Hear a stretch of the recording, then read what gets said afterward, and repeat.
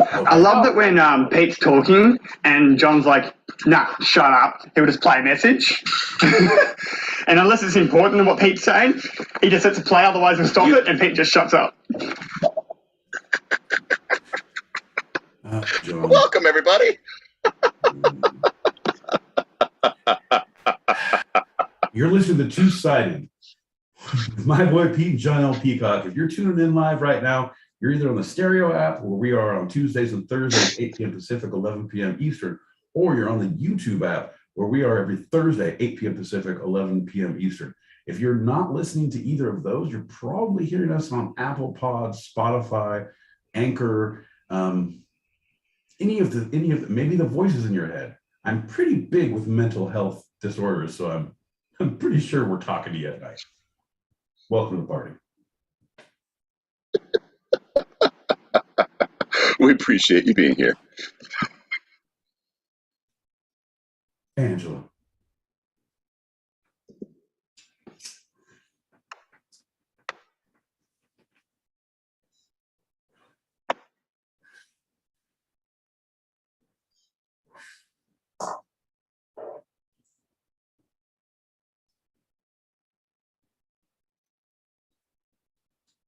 That's awesome. Well, I've tried. I'm with you. It's the only thing you can try. Like I'm gonna try to overdose on weed tonight. Like, no, you're not. No, you're not. You're either gonna smoke yourself sober, or you're gonna fucking smoke yourself to sleep. Smoke yourself in the kitchen and eat like mustard sandwiches and things that should not be ingested. You ain't gonna die. You ain't gonna die. You'll be fine. But also, hold on to some of that, because a friend with weed is a friend indeed. That's what I'm saying. That's what I'm saying. Yeah, and I have to admit, our kids have pretty good birth control. No, who the fuck am I kidding? They're good birth control for other people. I had to get my missus fixed. Is that little one out there? Well, out there. She's in there. I'm outside now. She's number 5. Number fucking 5! Fuck! Yeah, no. I mean, it's good to have hobbies. I like to give mine up after a few months. I don't need to have that hobby haunting me the next 18 years. Yeah, I don't want the hobby that keeps on hobbying. Right? God damn it.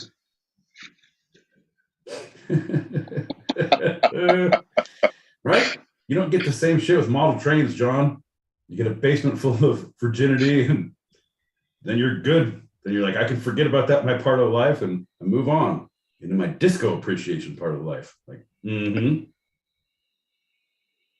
steps along the way, paths to every journey. That's right. 2 roads to arrived in a wood. Right. Yeah. And I'm going to take the one that fucking rocks. Woo! You guys can take that path that sucks. That makes all the difference. That's it, though. Oh, thanks, Robert Frost. He was a poet among men. Speaking of poets, want to drink some? Let's start this show. God damn it. Please. I was talking so much about how have your go bags, ladies and gentlemen. Make sure you have your shots for poured and your cocktails and your smokes. And I focused on half of the equation. Granted, I got it all close to me. That was a big step. Like, it's all within arm's reach now. Like, I don't have to worry about it halfway through. But now I'm ready. I'm good. Great. Let's hit this message. The path was traveled by. Good job, babies. Good job. Okay, let's do a shot. You think we're not cultured? Right. Cheers. Cheers, everybody.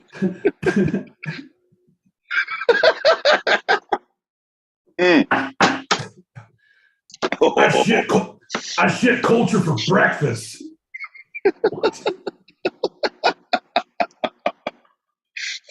I don't know. Work that one out.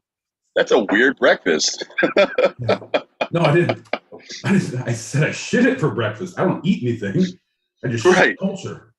Yeah, but that's your breakfast. I piss excellence for lunch, a shit culture for breakfast. John, I skip dinner altogether because I'm on this whole like keto thing. But it's all about You culture. do know what mealtime means, right? You do know what mealtime means, right? Yeah, it's culture and excellence, baby. That's what that means. Come on, Johnny. Come on, Johnny. You know we're cultured. These books are real, as they said in The Great Gatsby. I can't believe it. It's actually a real book. Look, it's real. It doesn't taste like a real book. It tastes like a fake book to me. Oh. The only book I was ever told to eat is the Bible, so I had to. I got a little bloated.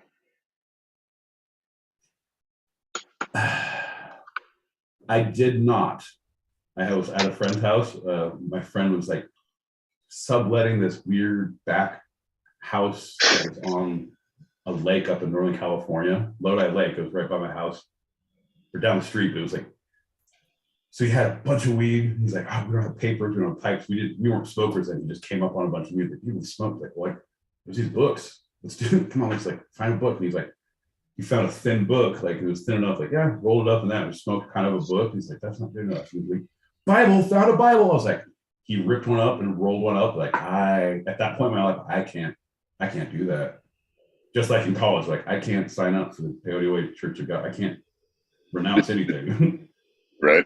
I gotta be ambiguous. I gotta be on the middle of that fucking fence. Like I'll do bad shit. I'll be over here doing the good stuff too. If I do all that, it's like my fence gets bigger and I can't come back. Oof. Because that's how I believe religion was. Lord saw that, wouldn't like you anymore. Shit, if there was a character who didn't like what books he smokes. Pete, gross. Just saying. Goddamn. You know. I know. It's the two sides. It's the keeping it real. It's the John's educated side, and the me trying to aggressively hurt feelings and get us canceled. Now, she did send that message before the comment you just made, so it was about something else. Oh no, yeah, no, it was about culture and excellence. Let me just not go through exactly what for breakfast and lunch, right? Breakfast and lunch. Yeah, come on, guys. It all makes perfect sense in retrospect, right? Hindsight is 60/40. That's right. It's perfect, or what I call a Thursday. Well, howdy. No.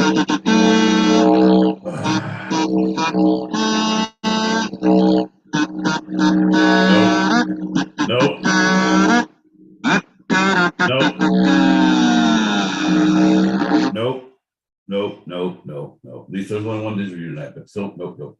Kick up. I'm John L. Peacock out in Brooklyn, New York. And I'm my boy Pete Disgruntled in Southern California.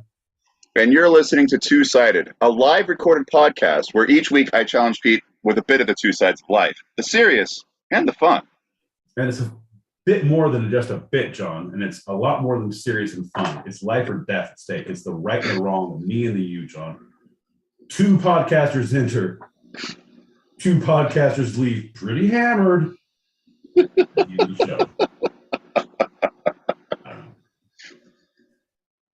If a podcaster becomes a drunkard, is he really still a podcaster? You mean the drunk was inside you the whole time? Yep, he sure was. I've been here waiting to get out. Oh, that's fantastic. There you are, Peter. There you are. Just got to stretch your face a little bit. Ooh, pull the drunk right out of it. Oh, look. Oh, he's going cross-eyed. There it is. Oh, bro. We're off to a good start. We're off to a great start. Well, let's start with a check-in. My boy Pete, how are you feeling in 3 words? Less than 0. Wow, good movie, but what a check-in.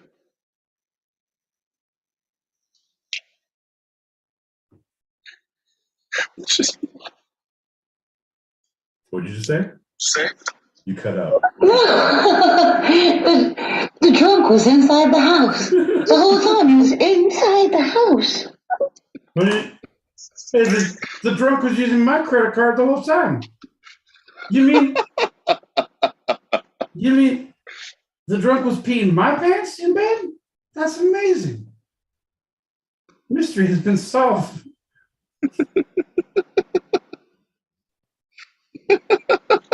You mean the drunk was coming from inside the house? Oh, crap. Saying, man. I'm saying that's another think tanker. We gotta like put that one in a little think tank box. That's a good joke. No one's inside the house anymore. Just me and my drunk self. We just solved it, didn't we? You guys want to come in and have a drink and celebrate? Come on. Bring your guns. Come on, cops. Come on. Turns out I wasn't a narc. Never mind. Hey, let's go into our first lightning round. Oh, lightning round, time to get down, lightning round. Oh, lightning round. Well, anybody who's anybody knows that our first lightning round of the episode is always a standard Q&A. My boy Pete, are you ready for the questions? I am ready. I just I got a scab. They're doing a whole union strike, so all voiceover work is done. So we have scabs tonight, John. I'm glad you just kind of glossed over it, but I needed to put it out there. Like, it's not a normal song, it's not normal things. You don't know what's going on here, but I'm ready. And we're playing scale with this guy. So if he's willing to cross the picket lines, we're willing to pay him. What are you going to do? Well, man, I have scabs most days of the week, so I understand. Right. Cocaine's a hell of a drug. So is the heroin. My boy Pete, who is your first go-to when you need a cry? Who's your first go-to when you need to have yourself a nice cry with someone? I don't know what that means. Like, if that does. Nope. I think the answer is nope. That leads perfectly into our next question. My boy Pete, what is your relationship with emotions? Oh, I'm very in touch with them. But I don't need to share them with you, motherfucker. You know what you need to know when you need to know it. That's all you need to know. This is a need-to-know situation, so see your way out of here. Oh, wait. No, that still works. Make like a situation and leave. Nope, that's not it either. My boy Pete, how do you look back at American history compared to how you were taught? How do you look back at American history with what you know now compared to how you were taught? I believe I believe the history we were taught were complete and utter bullshit. We got the My Boy Pete version of history from the two-sided podcast of American history as it truly is. If I showed up at middle schools and was like, you guys, guess what fucking happened? Here's the deal. How the show go? Well, listen to this. This is what happened. And I'm law. I'm the end all be all of like, well, that's how the two sides of whatever, whatever. There's no balance. There's no anything. That's how I feel like a lot of our history books, especially world history, if you ever had any, because we're so stupid. We don't know shit about shit. And the people are like, that's good.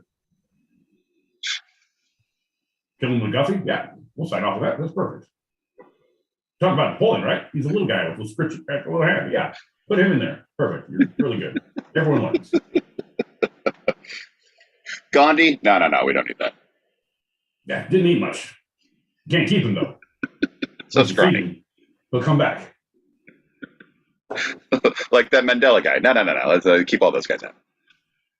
I'm saying, but then the history of what happened and what we did, and that was just glossed over. You know what I mean? It's just like, okay, so you went from, here's the high points. It's like, oh, here's Civil War. Okay, fast forward. World War I, World War II, Vietnam. It's like you hit these war landmarks, and then there's like stock market crashes, and there's assassinations. And those are your big landmarks.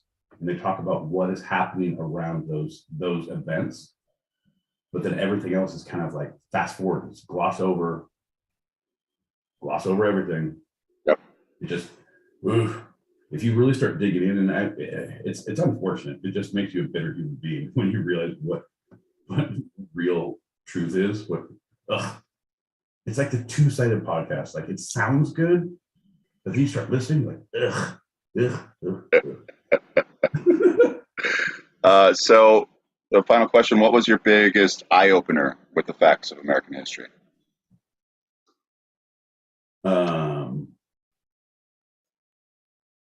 That the norm is for America to do the wrong thing and to be oppressive and be horrible and be excludatory, just be it. I don't want to go into it because I think all these different cases of different things, and how we whitewashed it and how we overlooked it and how we, like the shit happening in Georgia now happened back in the late 40s, early 50s, literally the same thing.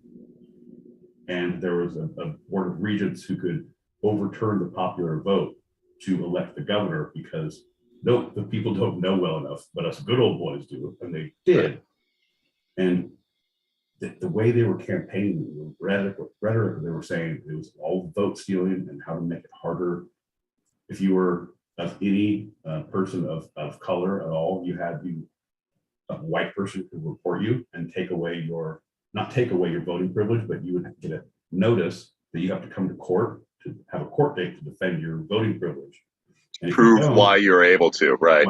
Yeah. And it's the same thing now. It's like, oh, you got to have voter registration. You have to do this thing. So it's this ID, right? Yeah, that voter ID. It's like, yeah, what's the problem? It's a stumbling block for different communities who don't travel often, I don't get out of my neighborhood. I don't do that. I don't need to. If I'm going to try and go and get it in a line to go get ID and then go over here and do this and do that, like, why do that? Why do any of that? Yeah. It's ridiculous. So that, like, that kind of thing of when you learn of how long ago things started, and like even in the founding fathers, and like that's all, yeah. Alexander Hamilton, yeah, was kind of a piece of tit. You think he was? No, he really was not a good dude. He was a villain. Anyway, that systematic disenfranchisement. 100%. That's the thing that got me once I realized that it's always been happening and continues to happen. It's just new forms of reinvention. That's how I am thinking about running our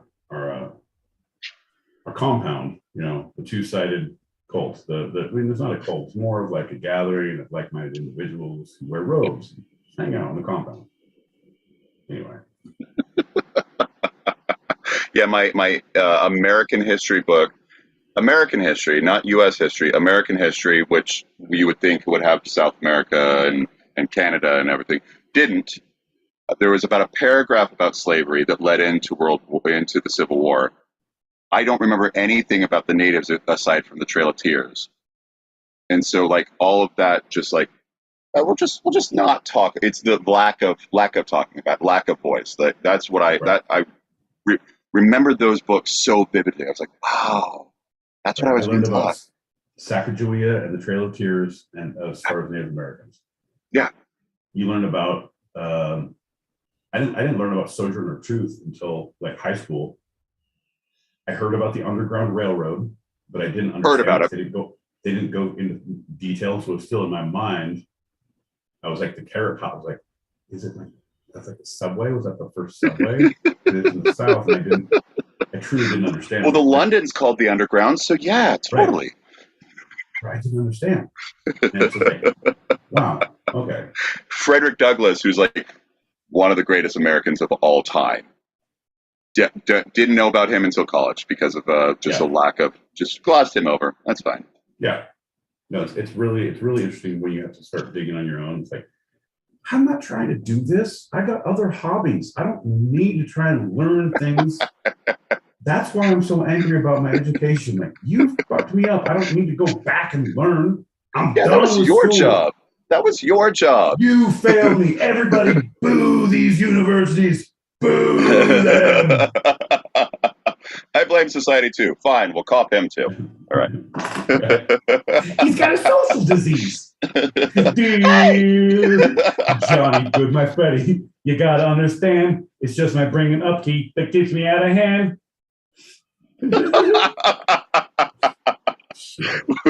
We got a couple of messages and we're going to jump into our first segment.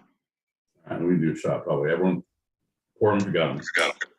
Oh, Pete, stop being so fucking sad. Stop it. Stop being so sad. Sorry, I stumbled over my words.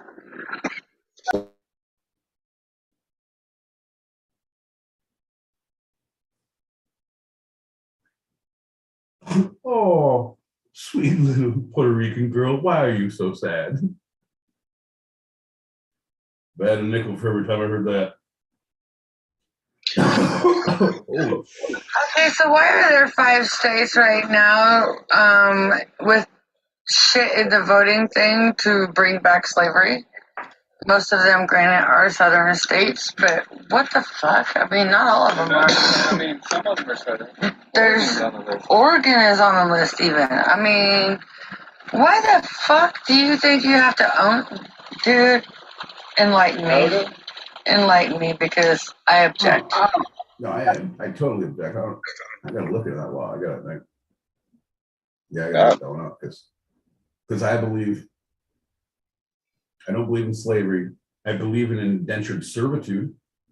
Like if John and I were playing poker against another podcast, and I bet John's soul to the other team, and I thought I had him with two nothings.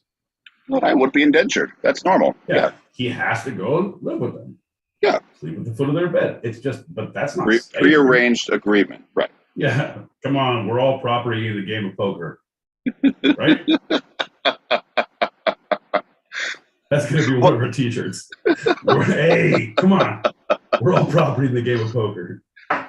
Well, with the 13th that abolished slavery, it also left the loophole for prison, essentially, to be a new form of slavery. So maybe it's something like that. And that's why we both don't know about it. That's something to look into. Yeah. Right? Yeah, no, 100%. I'll go deep in that. Oof. Yeah, because yeah. The loophole of prison, man. We got prisons. 2 more. Okay, everybody pour. Four shots. Dibs. Can I call dibs? Can I call first before Mona and go get to it? Can I call dibs? Dibs, chucking. You got to see the car. You don't have to touch it. You got to see the car. We're going shotgun. Jinx or dibs. There was actually a pretty cool loophole that at least 2 of the states on the list referenced. People have a hard time with rent. People have a hard time affording their bills. People have all these different issues that, hey, just, you know what? Come work on my farm. I'll technically own you, but you won't have to want for anything. And you won't even need money.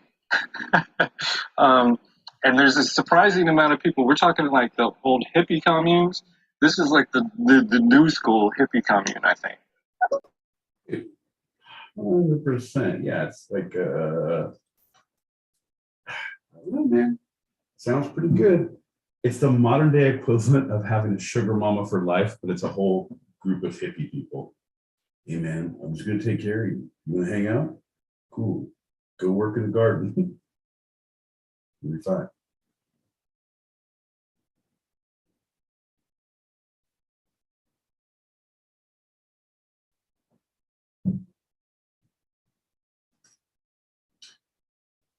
Ooh, I know.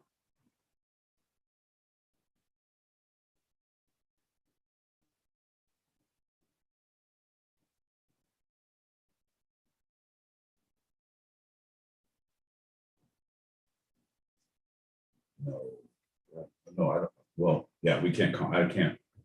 I don't. There's no. You can't do it. Shouldn't do it. I gotta read up on that before I can comment. Because right now it sounds like I'm just doing like I normally do. Shoot from hip. Right. And though we've been trying to glamorize slavery for 400 years in one form or another, we don't know the specifics, and we want to be informed to talk about it, and we will. So yeah, that's going to be. Yes. Yeah. No, so let's talk seriously. about something very different and much more lighthearted. That's right. We are going to talk about the Arizona internment camps.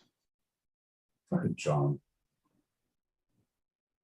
All right. Okay. Which ones? Well, in Arizona, there were two of the 10 across the U.S.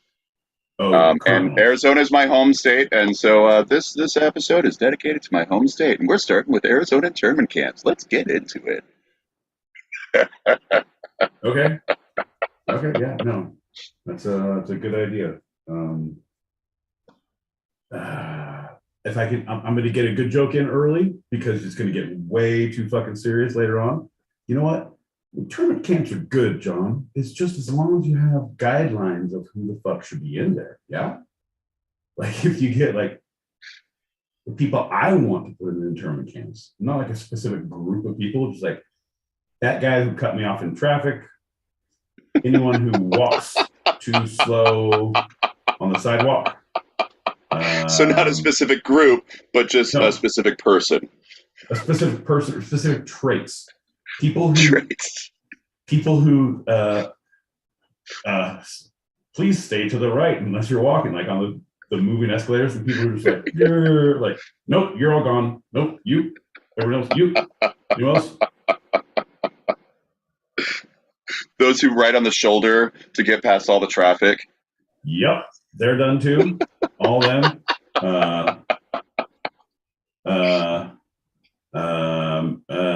Anyone who says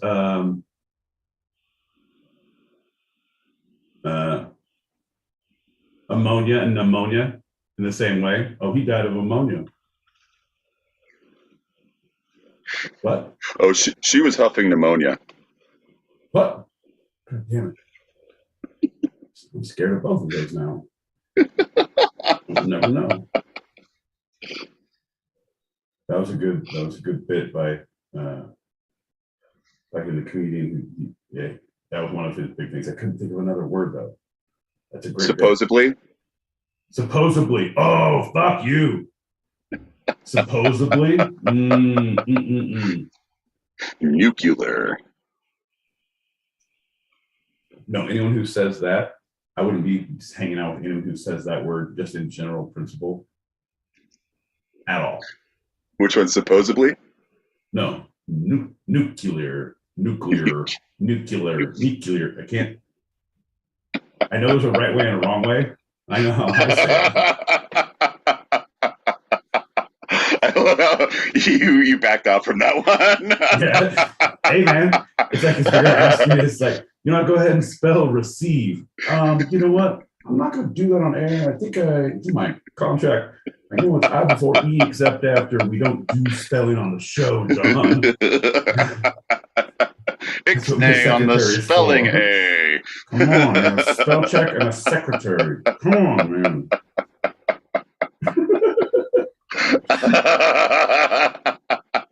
See, that's why we got to call these things out, my boy Pete, because first you're going for the people on the escalator, then you're going for the people who drive down the sideway, and then you're going for the people who can't spell, and then they're coming for me, and no one said anything, I just said it right now, today, John. It's about 8:46 p.m. Pacific Standard Time, September 22nd, 2022, the year of our Lord Jesus Cristo. May she rest in peace. Ave Stoneham, you'll be okay. All those good things intended, John. I'm just letting you know. Yeah. I told you so. They're coming for you. I'm just glad you didn't mention the one thing that I thought you would. Anyway. No, it's not about that. We're so far, our it's not about color and place. It's you can't hate on like I don't like the way you look. Like that's internment camps on the second grade level, John. The way that we've matured and we've been hurt and we've hated so much, I feel like our hate is more pointed and specific to individuals instead of just a class of people. It's a better hate. It's a clean hate. It's a brighter hate. It's a brighter hate for you and me. Hey, it's a brighter hate. Let's all get together and hate. It's a bright new hating time for us two-sided. Yes, we do. Woo! So on that very bright note, like you said, that whole looking at how people look, that's the second level internment camp. Well, quoting from the Digital Arizona Library, on February 19th, 1942, during World War II, President Roosevelt issued Executive Order 9066, authorizing the Secretary of War to prescribe specific areas as military zones, quote in this, from which any or all persons may be excluded. March 9th of that year, Roosevelt issued 9102, providing the removal of persons from the exclusion zones. Yeah. 2 days later, Congress passed legislation ratifying and confirming Executive Order 9066 and providing for its enforcement. So as a result of military exclusion orders issued pursuant with that 9066, that's the big one, approximately 120,000 men, women, and children of Japanese ancestry were evicted from the west coast of the United States and held in relocation camps across the country. Yeah. Yeah. Yeah. No, we've done some fucked up shit.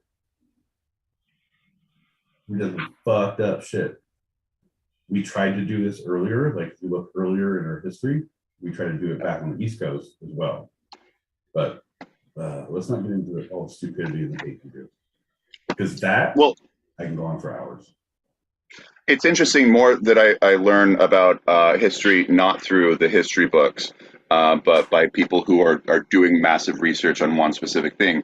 The hate of especially Chinese Americans in San Francisco, but just Asian Americans across the board. I could see because so many of these citizens, of these American citizens, were coming from California. And so I see this kind of as like a correlation of like, well, that's a way to get rid of the problem. And of course, they pushed it for them as this is for your safety. You must come with us, but this is for your safety. Right. It wasn't a thing, but yeah, because it was during the war with Japan and that we were, because what you said, what was the date on that? When they ratified that, when Congress passed it? When they ratified it, it was 42, 2 days later, so March 11th, 1942, when Congress put it into full effect. About a month before is when Roosevelt created it. 9066. The other order helped it out, but this is the big one. Okay. Okay, because right around that time, I'm trying to think of my dates. I don't know my war dates that much offhand. So we're in March. Well, December of 41 is Pearl Harbor, if that's what you're thinking. Right. No. Because we're still having high tensions. Because I know that was 41. Anyway, keep going. Yeah. Keep going. Well, yeah, and there's also looking at this. There's a direct correlation, obviously, with that because the first people we went to war with was the Germans, but the big executive order that was the aftermath of Pearl Harbor was only against the Japanese Americans. So from 42 to 45, the U.S. government forcibly removed over 46,000 Japanese and Japanese Americans from their homes who arrived in Arizona. So this is just the Arizona crew to wait out the war relocation in war relocation camps located in Gila River and Poston. The Americans' response. Where's Poston? Upstate, like By not Flag? near Payson? Flag. Yeah, no, it's not Payson, Payson. Cholo. Okay. But Gila River, that's great. Like, that's a great place. Horrible. Their casino's fantastic. Oh my God. You come, you win big. They have bowling alleys. It's amazing. The crazy thing is that's so built up right now that I had to just assume it was in the middle of nowhere back in 42 because it would be stupid. Dude. It's right off the I-10. Like it's stupid how much that's basically Phoenix now. Yeah. Well, you know, it's a train station or it's a casino, right, whatever you're right. Yeah. One in the north, one in the central. So the response to the camps and the treatment of Japanese Americans varied widely. Some supported the internment as measures of national security.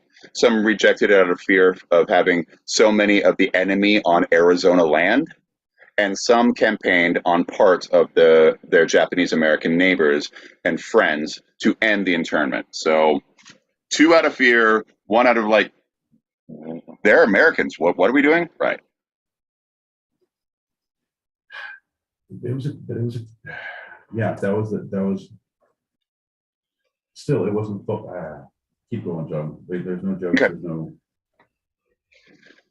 The presence of Japanese Americans in Arizona highlighted the nuanced ideas of race, ethnicity, and what it was to be American during the time of war and transition. So that's the end of that quote, by the way. That was that big quote. Many physical letters have been digitalized and preserved in the site of azlibrary.gov. So this is the digital Arizona library, azlibrary.gov, looking at how the events leading up to, during, and after Executive Order 9066 personally affected the lives of those 120,000 citizens, specifically the 46,000 that went to Arizona. So they have. Fortunately, there is a preservation of this history on a personal level, which I do appreciate. Yeah, that is good. That is amazing. But it's like, I wonder, is it done at the state level? Where is it held? Where is it? Was it a state thing? Was it a federal mandate? That's just what created it? It's Arizona Digital Library, and the website is .gov, so it has to be government affiliated and not like a third-party not-for-profit or non-governmental association. So it is currently being done on the state level. Whether that was forced by protest or demand, I don't know. But it is a governmental thing that is preserving all this. Okay. So apparently, because this one's a big one enough, we have it in museums. I know you've been in San Francisco. There's a whole in their museum about the how Pier 39 was settled. There's like a little museum there, and there's a lot of art galleries and things, and about what the people went through and who came and settled and who were there and then came back, and like how their lives were affected and how their everything that it's a horrible story, man. I know you're not even done yet, but it's just like it. And I'm going to get into some personal stuff that's not horrible bad. It's how people were living and actually living instead of just surviving. Right. It's like all we were doing, we were one step above the fucking concentration. The concentration camps. Well, we weren't torturing or shooting anyone. And we were providing medical care, so there wasn't huge typhoid outbreaks, right? Right, but if as long as you don't act up, we won't have to shoot you. Like what? Like you can't leave. Not a good feeling. Well, I'm gonna leave. You can't leave. Yeah, but we're treating you really well. Yeah. Yeah, it's like, come on, it's like being on Hogan's Heroes instead of being like Auschwitz. Come on, do you want to have dinner with Colonel Klink and Sergeant Schultz? Come on, it's gonna be fun. They'll do a whole bit for you. Come on, it's a dinner show. I know nothing. Look at him. Look at him go. Come on, come have dinner. Horrible. But but that's the thing. Step up. Like it's no better. So as I mentioned, 10 of these camps were created, mostly scattered across western U.S., and these 2 in Arizona, the Gila River, officially called War Relocation Center, was roughly 30 miles south of Phoenix along the I-10 heading to Tucson. And the Poston War Relocation Center is in La Paz County, south of Parker. So that's where the 2. Parker. I know where Parker is. Yeah. I dated a girl in college who lived in Parker. My condolences. Well, she was homeschooled, but she was cool. And then she it's not because her parents were crazy. It's because there were no schools in Parker. Right, because they don't have education there. So, according to historians, any individual who is at least 1/16 Japanese, 1/16 Japanese, we're the ones who created that whole blood count, by the way. Anyway, would have been required to go to one of the camps. I believe it was Dracula. One.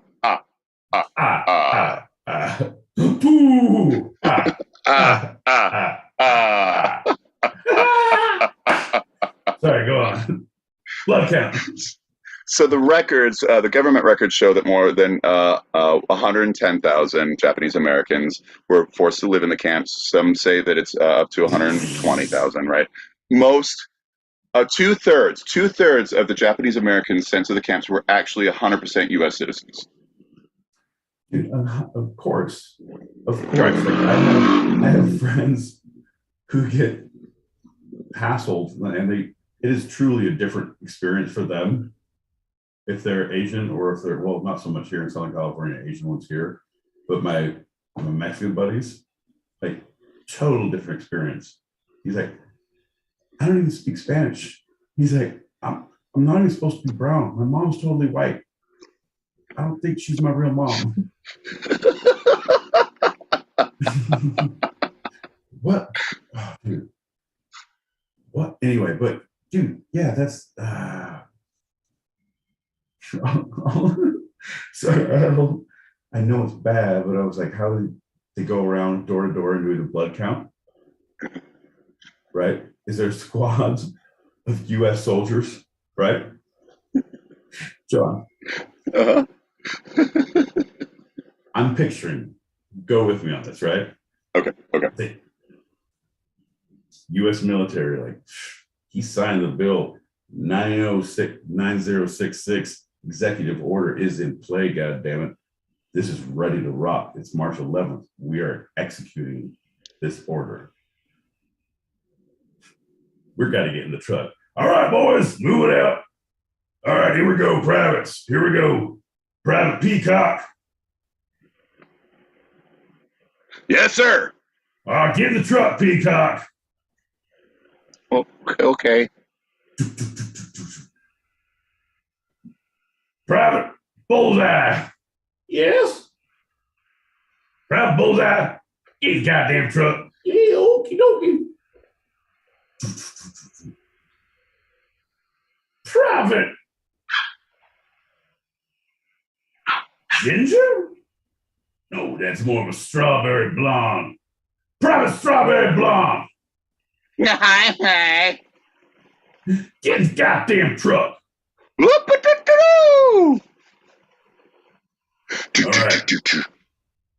All right, gentlemen. Roll the truck. We're out. We're checking blood counts. How are we going to do that, Sarge? Glad you asked. We have blood counters. Each one of us has our own individual blood count. Oh. I like road trips. Oh. Going door to door. Door to door. Two doors. John, I'm just saying, it's a crowded truck at this point. I can't even play the game anymore. Okay, go. Sorry. So they're rounding people up. They're putting them in. It's not funny. Yeah. They didn't have counts with them. So the internees were brought to Arizona from California via trains, as you said, and many of them were completely unaware of where they were heading. Both camps opened in 42 and were open for the 3 years. So they were like the whole time, which not all camps were that way. Semi-professional, this is a little fun thing. You ready for a little fun thing? Actually, you want to do a little shot before we do a little fun thing. This is nice. This is kind of I have heartwarming. this whole poured. I had this whole thing poured. Everyone who's been listening, they heard me. I feel like they heard me before. They all have their shots ready. Probably half of them drank them. They're like, this is sad now. They can't even drink themselves. We're drinking to listen to them. Anyway, get your go bags. Get them shots ready. John, here's to you. Everybody, thanks for listening. We're going to make it through this together, I promise. Oof. Cheers, buddy. Cheers, everybody. Thanks for listening.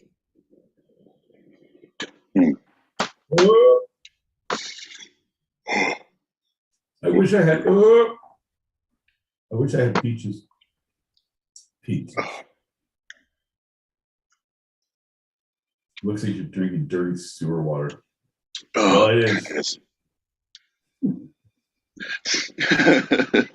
Clears out the system. Woo! God damn. How do these get worse and worse? I don't know what happens. Okay, let's go. I poop 5 to 7 times a day. So, semi-professional baseball player Kenichi Zenemura was sent to the camp in 42 and was so depressed that he didn't open his suitcase for 2 weeks, according to author Bill Staples, who published the biography on Zenemura's life. He started building a baseball field on the grounds of the camp in December 42 to bring a sense of normalcy to the environment, enlisting the help of other internees, and eventually completing the field by March of the following year. The field was an economic endeavor, too, because Staples said that Zenemura raised the funds from internees to order bats and baseballs from Fresno, California, and charge an admission fee at games in order to maintain the camp pastime. Eventually, the movement grew to become a 32-team league, with teams even traveling to other internment camps in the U.S. to compete against each other. Oh, God damn it, John. Okay. All right, folks, we're back on track. Woo! All right, so it was very bad. The whole thing is like, it's Hogan's Heroes, but the American version. All right. I don't want any funny stuff out there. Okay, no funny stuff from us, boss. Why are you talking like that? You're from America. I know. I thought you'd like it if you bow.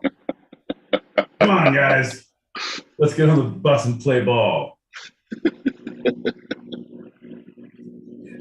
Hey, boss. How do we play a whole game when we're sneaking out all the women and children in uniforms? We don't have a full team. Well, Johnny, we're going to have to be just as good as we always are. Internment camp style. What is this? The internment camp with like stir crazy? Instead of a rodeo, it's a baseball game. 100%. But it's also like the replacements. It's also like I'm seeing Burt Reynolds somewhere involved because he's very like, hey. He's not a. There's a little bit of Sound of Music at this point. Oh yeah, we're gonna have a hill spinning around at some point. Yep. I promise someone will be dressed in a curtain by the end of the show. I'm pitching to Hulu right now. I have very high hopes. It's like, hey, you guys want to whitewash the whole internment thing, right? Here's a perfect way to do it before they get ahead of it.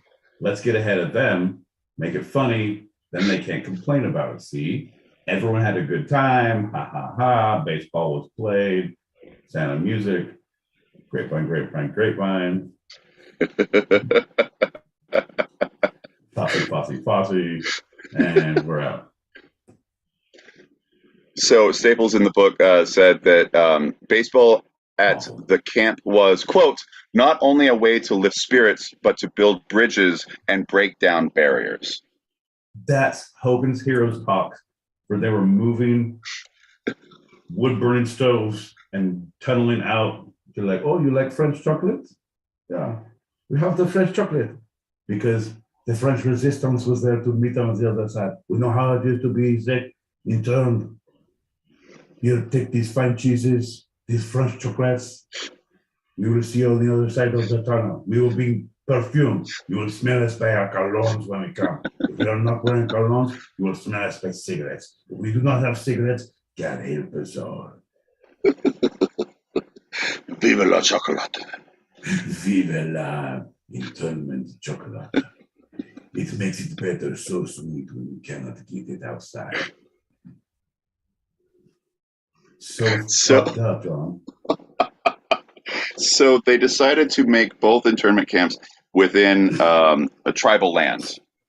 And according to records, tribal councils opposed the measure because they did not want to inflict the same injustices Native Americans had faced into Japanese Americans.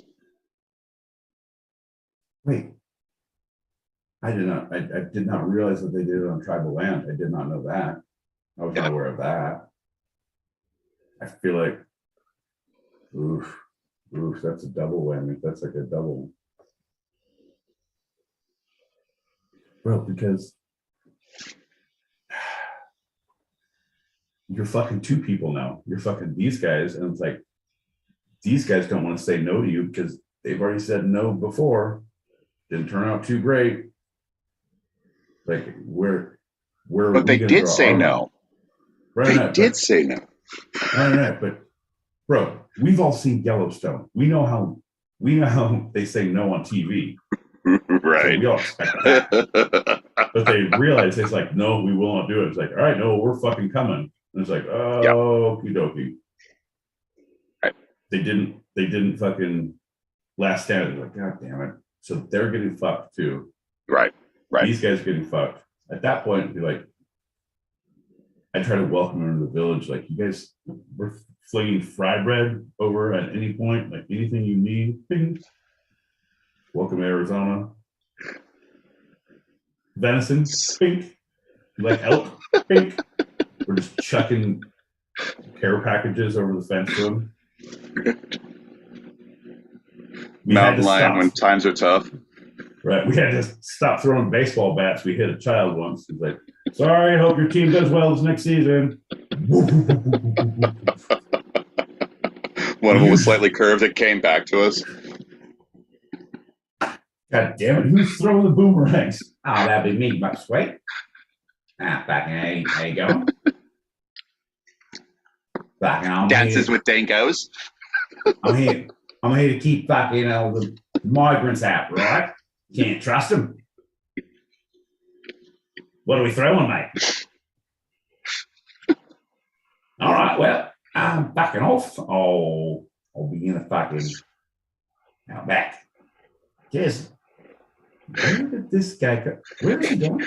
He's fucking. This is ridiculous, John. He's just doing a walkabout at this point. This is horrible. I'm just trying to throw bats and help them out. Anyway. Yeah.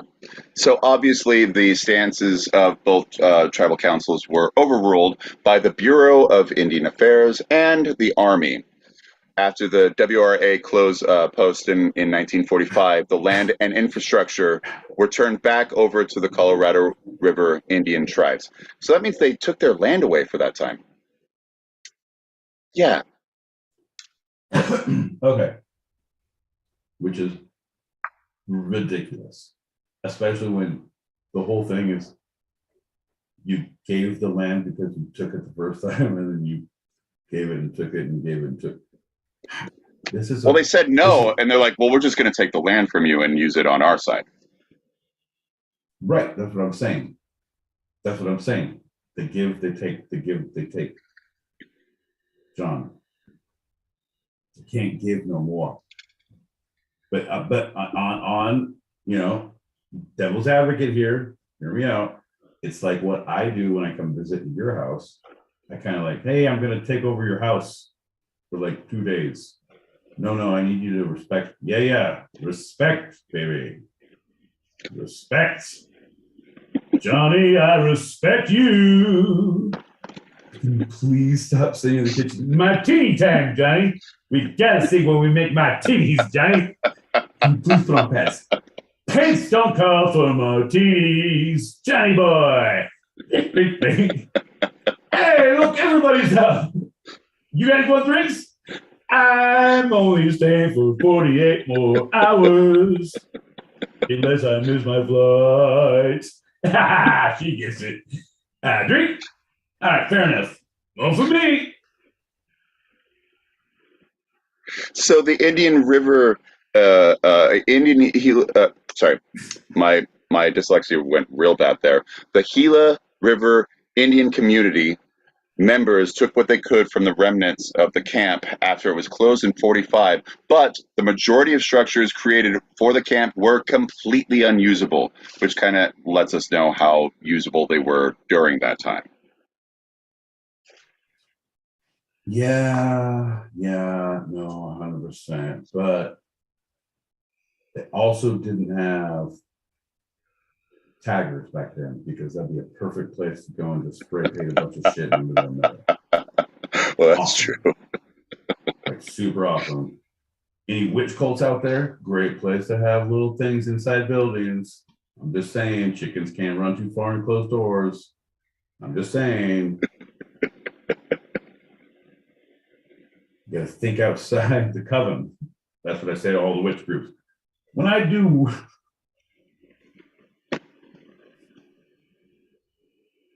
I just can't even do it. Oh, I was excited.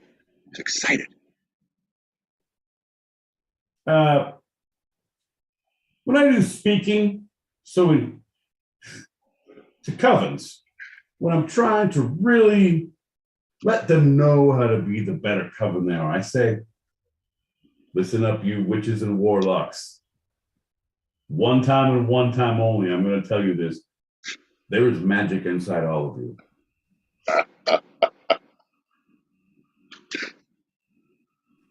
We're just paying $500 a day for me to help you unlock that magic. All right, now everybody reach under your chair, and there's a wand under there, and the magic color. Find your teammate. I'm going to go have a smoke and a cocktail. We'll be back in 10. Figure out what's happening. That's the magic inside you. Fuck off. Also, pay in cash. Make checks out to cash. I don't take checks. Fuck off. Bing. If we're going to write you a check, we need to know what your name is. Well, my best friends call me Cash. February 19th of this year marked the 80th anniversary of President Franklin Roosevelt's signing of Executive Order 9066. The 19th. Isn't that when Arizona became a state in 1914? No, it was on Valentine's Day in 1919. Okay, never mind. An order that paved the way for the United States military police to force more than 120,000 Japanese Americans from their homes to be relocated to other parts of the nation. And so now a history kiosk commemorating the plight of the Gila River War Relocation Center's internees was installed in January of this year at Nozomi Park in Chandler. 2022, this year. Yeah. Oh, it didn't take long. Yeah. John, and you said we wouldn't get around to fixing our problems in this country. John, look who has to eat crow now. Look at this guy. Oh, they'll never say sorry. We have slacks.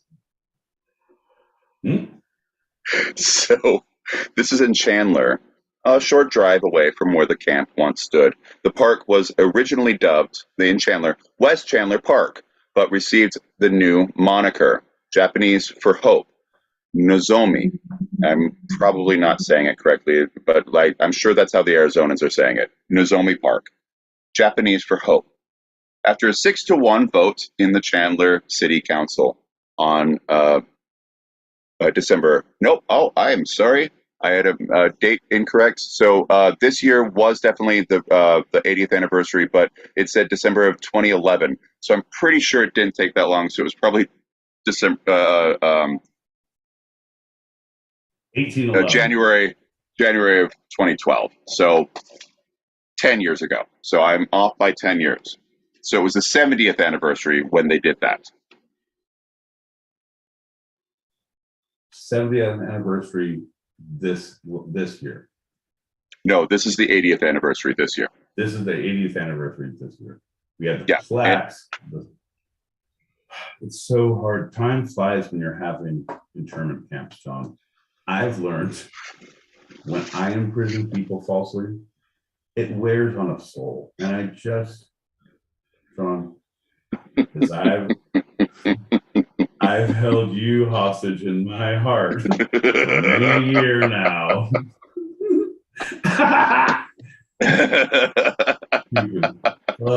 Stupid. So you were right. It was not 80 years that it took them to get that plaque. It was only 70 years. A mere 70 years, right? Right. No. And actually, because John says it's Nozomi Park. Nozomi?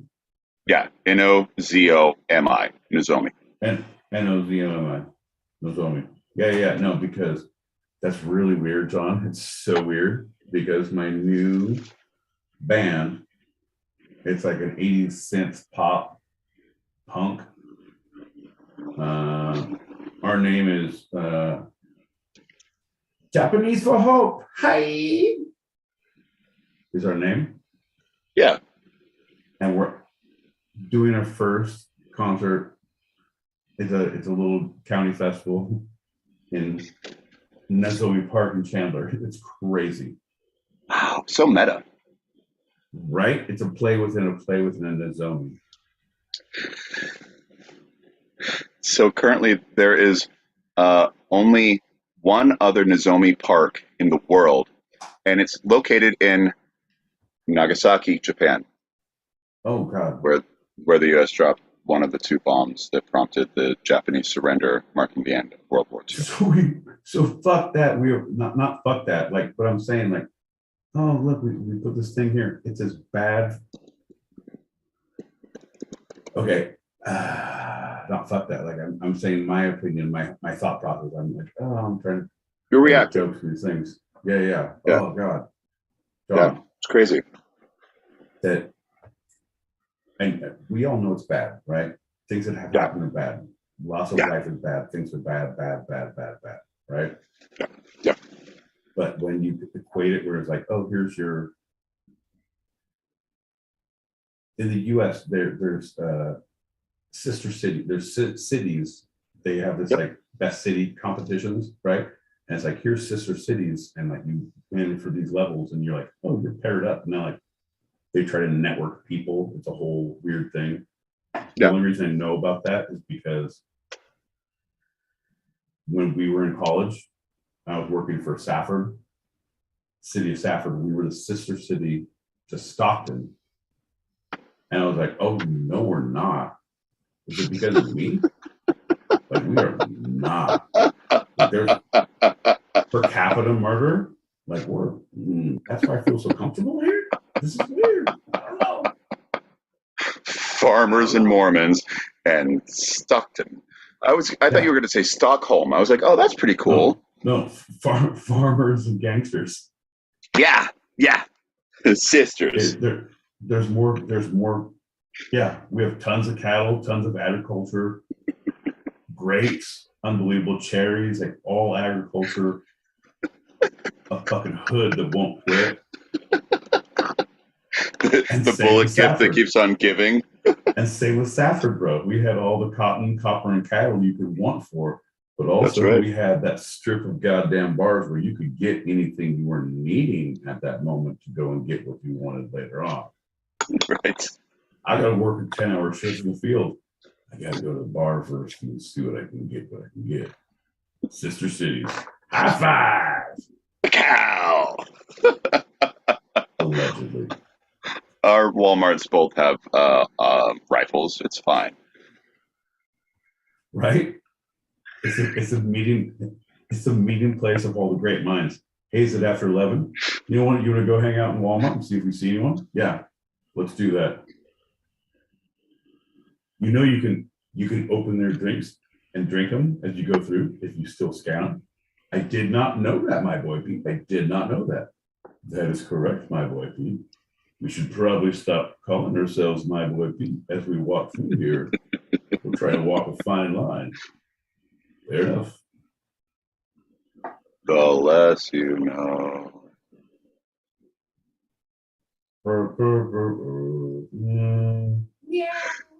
So finally, rubble, dust, and this plaque just off Interstate 10 is all that remains of the site where the military forcibly removed thousands of Japanese Americans during World War II. This site is the Gila River, along with the remains of the post-war relocation center, are reminders that Arizona incarcerated more Japanese Americans than any other state in the nation during the war. Dude, you know what? It's good that they stand up for a lot of things. Like we have really good football teams. I like our sunsets. I'm a fan of our succulents and our cacti. I like our knolls. Big fan of our natural hot springs. It's a great place to visit. Hard to leave. Great dining. No, all the things I'm saying are true, John. They are all true. They are 100% true, and I'm agreeing with you. I think it's very funny. The great dining, I'm like, if you love Mexican food, because I love Mexican food, it's the best dining in the world because I wouldn't say that much. We're northern Mexico for so long. We really got that. Oh, it's so much better than Tex-Mex. Oh, so much better. Oh, picadillo. Oh, cilantro. No. Fresh. You are the fresh pico de gallo in my life, John. You are just like the one who tops the weird shit I'm saying off. Like, I don't like all this fucking bullshit. Like, oh my God, there's pico? There's peacocky? Peacockio? That sounds bad. That sounds like, no. Pico to peacock. Pico to peacock. Pico to peacock. There we go. But that's like Simon and Simon. All right. Here on the WB and the two-sided pod, you're going to see Pico to Peacock. One is a fun-loving salsa who's fun and garlicly, full of vibe and vigor. All the chilies you can handle on a case to solve a mystery. Accompanied by his sidekick, full of ginger, zest, zam, and zooms. John L. Peacock, you've all seen and known. The two-sided. All right. No, nothing. It's hard to do. Like, you're good, man. You're good. Like, I would definitely watch you in a show with a peacock or any kind of a bird in a mystery show, like a two-hander, bro. I would watch your shit in a heartbeat. Sometimes you don't know what's going to happen.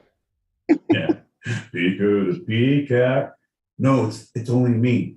No, I'm here for Pico. No, that's the name of my. And then this is where you get to have your fucking agency in your character. What agency do you want? Am I a detective? I don't know. Am I a psychic? I don't know. Am I a cleaners? I'm not sure. Am I an investigator? I don't know, John. Are you a house for wayward children? Are you a beacon for the wayward station for the lost and unfortunate souls that drift through the universe as fucking ships that we'll never see because we're not on the same fucking level? And you got a huge grant because you have all that on a sign. I don't know what your vision is, man, but I'm just going to give you options. It could be any one of those. What anything else do you need? What's your dream in the Pico to Peacock? What do you see your job as that you are trying to explain away that that's the name of my firm. I'm just one man who enjoys a good Pico, and I thought it was clever because I was hammered one night doing a podcast. And then we have all of our guest hosts like me. I'm like Bosley. I'm in the fucking other room, like, all right, here's the deal, my angels. Like, it's just me. Yeah, you and the Pico. It's just a name. I know. I like that spicy bitch too, John. All right, Peacock. You're the one who responds anymore because she's mounting for what happened in Rio de Janeiro. You spilled salsa on your shirt accidentally. That was nothing to do with the name of my goddamn company. All right, fair enough. You gonna play that way, Pico? I'll just talk to Peacock. Peacock, here's what we got going down. Dun, dun, dun, dun, dun. Next Friday.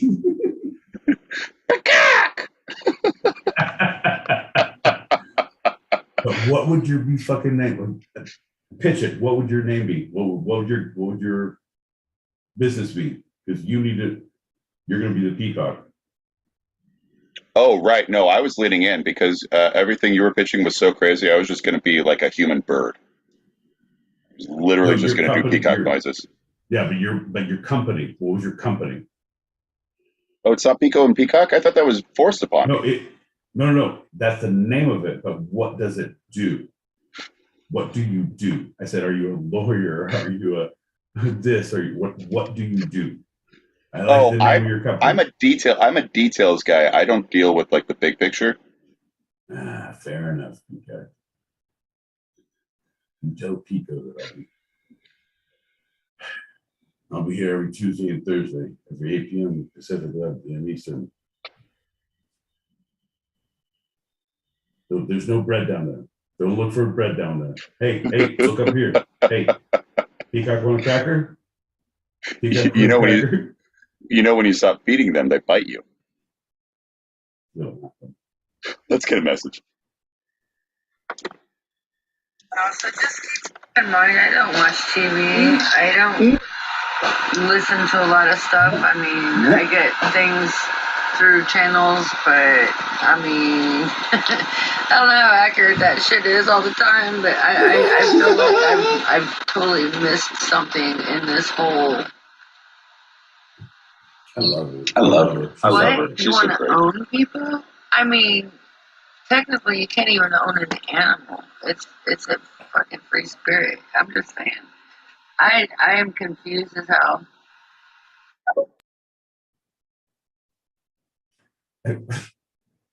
I know this is way back there, but like this is, I completely agree. 100% agree. You can't own someone. You cannot. So if we're having a normal conversation, John, this is a very tough one for me. So we're at the width of this. I can't just keep going hard with pain because people think I'm insane. This is really that fucked up, and by the end, I am that fucked up, so I can't defend any of my positions early on. So I can take the moments to kind of like, let's all take a breath. Let's all take a breath. No, fuck no. No one can own anyone. Nobody. Oh, hell no. Doesn't matter how you were born, where you were born, how people thought you were born, how you thought you were. It doesn't. If you are alive today, if you can, even if you can't, if you have a beep, beep, beep, beep, there's still life there. If you have one of those, you cannot be owned. You are your own fucking entity. Everything that is within you, on you. You make your goddamn choices. You make your bed. You lie in it. No one can purchase you unless you want to sell yourself, because that's what we goddamn do for work. You sell ourselves for 8 to 10 hours a day. You sell yourself for a 3-month contract.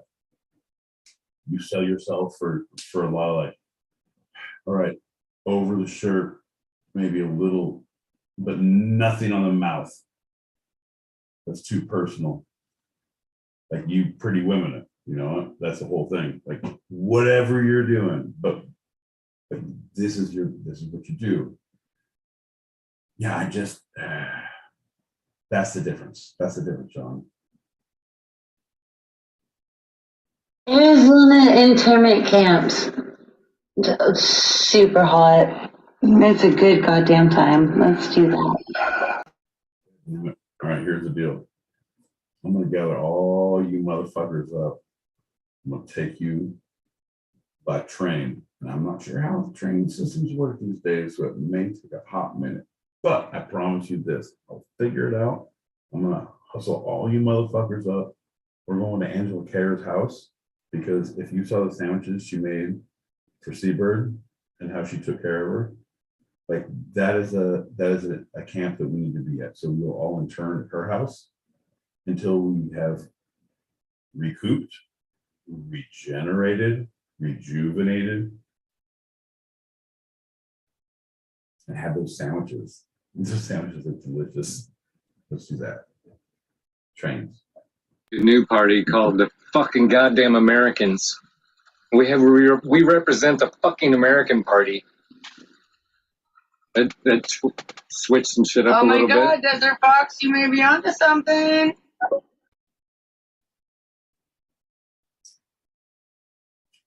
America, fuck yeah.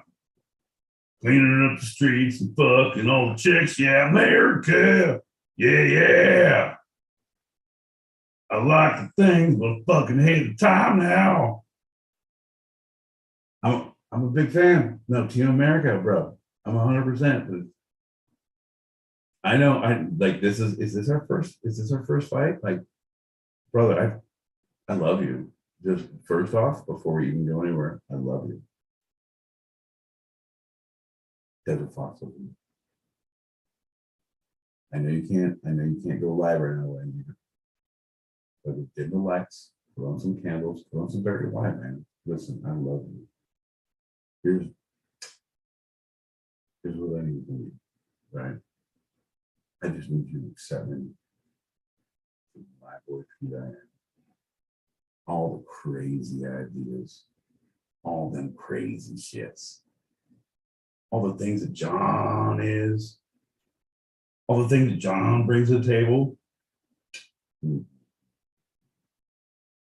I believe in us, but I don't believe in us. None of us are as dumb as all of us. I believe in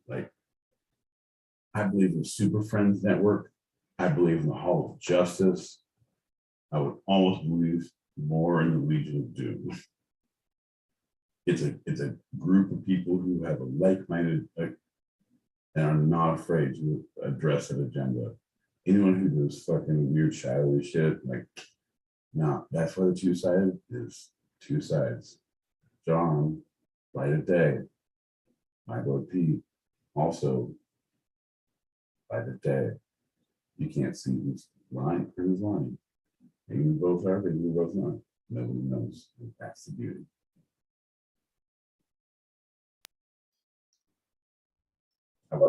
You didn't just say you'd watch any show with John L. Peacock and a bird, because I just immediately pictured John L. Peacock and Big Bird. Yes. Yeah. Sorry. I don't know. No, hey, Mr. No, I can't. That's he. I don't know. Does that feel like Ernie? Hey, I haven't watched Sesame Street in a long time. No. Hey, do you like? Hey, look at me, I am Big Bird. Look at this. Hey, look here. I am the Big Bird. Here is the John L. Peacock.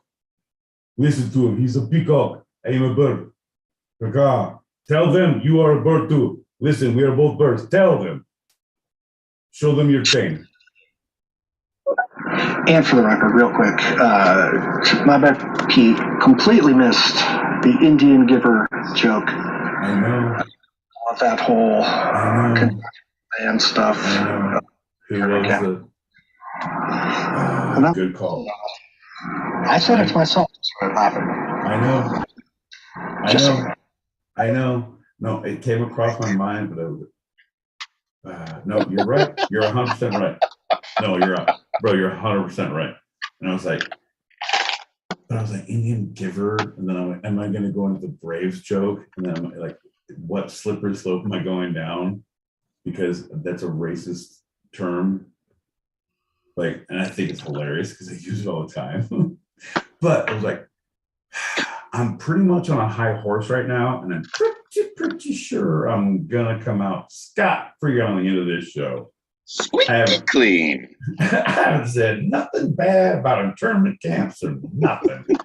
Nothing about how we're going to go round them up, boys. Oh. None of that. Introducing a whole lot of cadets that never did anything. Or privates. Sorry, privates. Yeah. Hello, John. They were all sworn in, but we don't need them. That's what war is like. It's hell, John. Every private goes into They're the battle. most expendable. Yeah. That's why we don't meet them, because they go face down. You got to step over them in the face of war. It's just me and my goddamn count right now. It's just me and my goddamn count. Oh. Two of your squadrons have died. I don't even. Yeah, there we go. And that is going to lead us into our next lightning round. Shots. Let's do that shot. Oh, you weren't even ready. You were holding up an empty glass.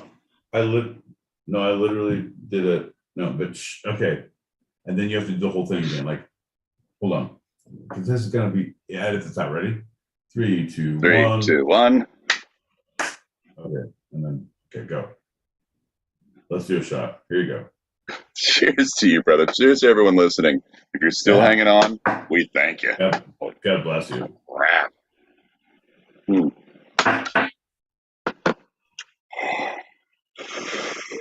Wait, the way I see it, shooter, we've only just begun. What Well, do we got that's next good. here? That's going to lead us into our next lightning round.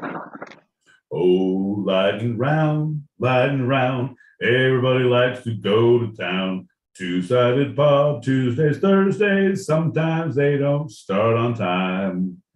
Oh, yeah.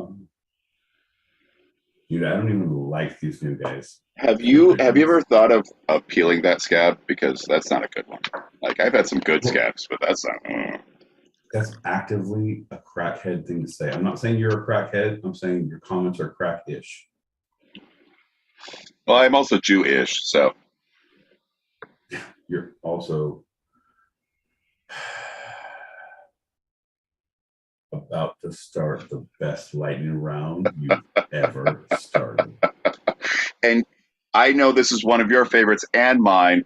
This lightning round is movie summaries and reviews. That's right. Oh! Movie summaries and reviews. This is one of Pete's favorites. Yes. This is actively where I get to flex on some motherfuckers. People don't understand what I do with my day-to-day life. Like, you don't understand. Preach. I spend a lot of time not with people in my own little world. I mean, yeah. And then when I get home and I'm alone, when not with people, church. I like to just watch things and tune out and go to different worlds and go like, let me listen to music hardcore for like, oh, I need to walk around and shake all this fucking evil off me. And so I'll walk around for an hour, listen to great music and like podcasts. Like, all right, that's how I got that shit. And then finish the podcast after the goddamn horrible day I had. Perfect. Get home, it's like, all right, what are we watching? And literally watch all of the shows you can, all of the movies you can, all you can. I promise you, I've seen every movie that John will name because he'll think it's funny in a title, in a concept. It's like, dude, you don't watch movies. That's 101.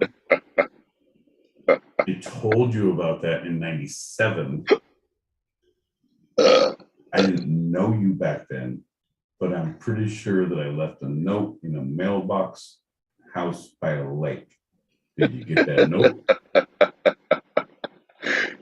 So he is boasting himself, but anybody who's ever heard any of the movie summaries and reviews, lightning rounds before, knows that he's 100% correct right now. So what this is, it's one of the more interactive lightning rounds that we have. Goddamn. There are going to be 4 movies. This lightning round movie summaries and reviews is looking at movies from the mid 80s to the mid 90s, which is Pete's wheelhouse. Just remember that. I have not consulted with Pete before for any of these. I have taken them mostly because they are interesting movie titles, and I will give the title and the year to my boy Pete, and he will summarize the movie and give it a review. It is your task after that to give a message to say whether you believe that he has actually seen this movie before or if he's just making it up on the spot. So when John says your task, he's looking in the audience. He's not looking at me like he does. He's looking into the souls of your hearts like a ginger does. John, make that weird eye contact. Show me your eyes. Show me your baby fucking blues. Look at that shit. No, get closer. Not that close. God damn it. Back up. Look at that. You like that. Show me scared. No, show me scared. Okay, now show me happy. No, now show me like satisfied. Not emotionally satisfied, like hunger, like stomach satisfied. Not there. No, don't. No noise. No hands. No hands. No hands. No hands. Right. No hands. Show me carefree. Show me bigger carefree. Then not musical. Bring it down. There. Happy. So there. That's what we need. All right. And that is satisfaction. Click and done. Thanks, John. Thanks. We'll be calling your agent. We'll let you know. You're lucky I didn't make you take your shirt off because that's. It would have had to happen around my headset and everything. It would have been a whole thing. It's gonna be fine. I know you're wearing Spanx. We all are. Right. A beard like this doesn't come out by itself. You have to squeeze everything out from the bottom to push it out the top. It's like Play-Doh. So one last, I'm going to give him a title of an actual movie. He is going to give a review, a summary and a review. And you, the listener who is listening live, those who are listening live, those aren't listening live, hey, this is the fun you can be having if you come listen live on the stereo app. Those listening live are going to chime in to say whether they believe he is lying or he is telling the truth. And so far, Pete has beaten the audience every single time. You came close the last time, audience. You came close. Super close. But he still beat you.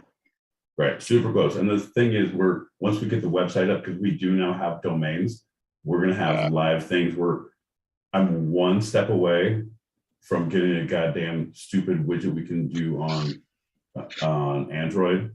We can't do it on Apple because that costs money. I'm not trying to pay money, but I can just do a stupid thing where it's the voting of the two-sided, where it's like live yes or no votes if you download the two-sided app. It's just yes or no, like easy, like, hey, do you want another bingo joke or not? Even though Pete promised Mr. V 3 episodes ago he'd never do it again. It's not classy. And it's an easy fucking fodder. It was like, yeah. Like, fuck yeah, that's America. Let's fuck with them. Anyway, so John's going to give you the year and the name of the movie. You're going to give me the year, right? Yep. That'll help me. Okay, let's go. Let's do it. I'm ready. I'm fucking ready. You guys, are you ready? Woo! Let's do it. The first movie is from straight up 1990, and this is called Demon Wind. Demon Wind. Okay, 1990. So you have the summry and then... Yeah, we haven't done this in a while, so just, it's a summary and the review. Yeah. Okay. The whole Demon Wind 1990. It was really interesting because the time when just after, because 1987 when Maximum Overdrive came out and it started to have the weird ideas of hauntings that could happen. And it was so it was a horror movie that needs to happen. So Demon Wind is actually there is a virus that is put into a vat of beans, because it's 1990, it's the whole late 80s comedy, that they have a chili cook-off and or not a chili cook-off.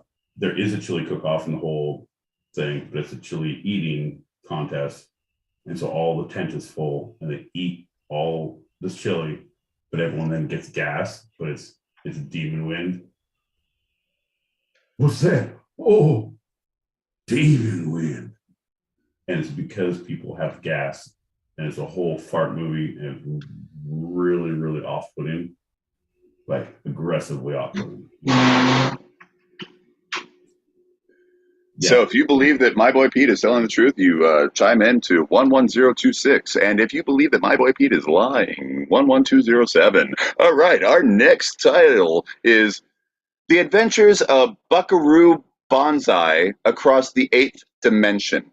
In 1984, this is 1984, The Adventures of Buckaroo Banzai Across the Eighth Dimension.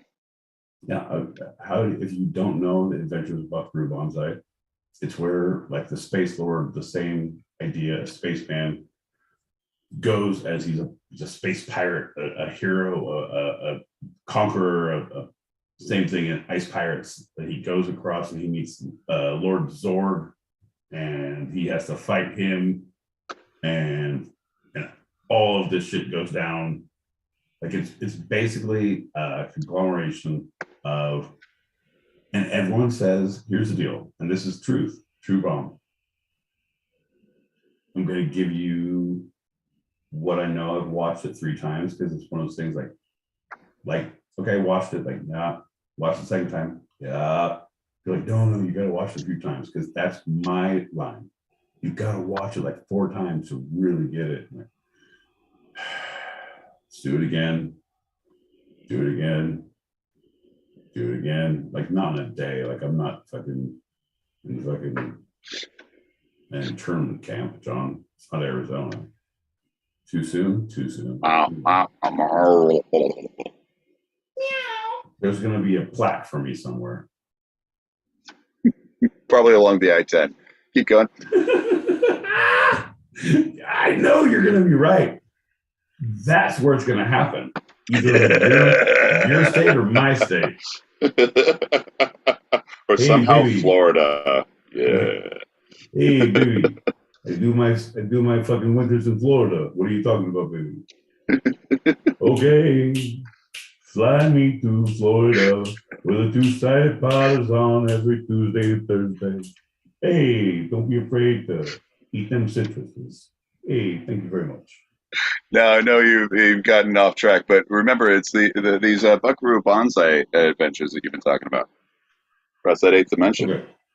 All right. Fair enough, John. Thanks for pulling it back, John. Because if we didn't have John, what would we have, folks? This is going to be an altar call. John, I'm trying to take you off. Here's the deal, folks. If you like what John has done with this show, if you appreciate what he's done, what I need from you, this is your time to stand up from the pews. I know we've been kneeling a lot during this show, but Lord only knows those knees are raw. Stand up. Come on down. We're doing an altar call. What I need from you is to subscribe to that YouTube channel, the 2-Sided Podcast on YouTube. And that's where we're live now. If you're listening to us, if you hit that link above, you can see our faces. And Lord only knows it's appropriate now. You'll see the terror in our eyes. You'll see the queen is dead, long live the queen. This is how we feel. John, stick with me, buddy.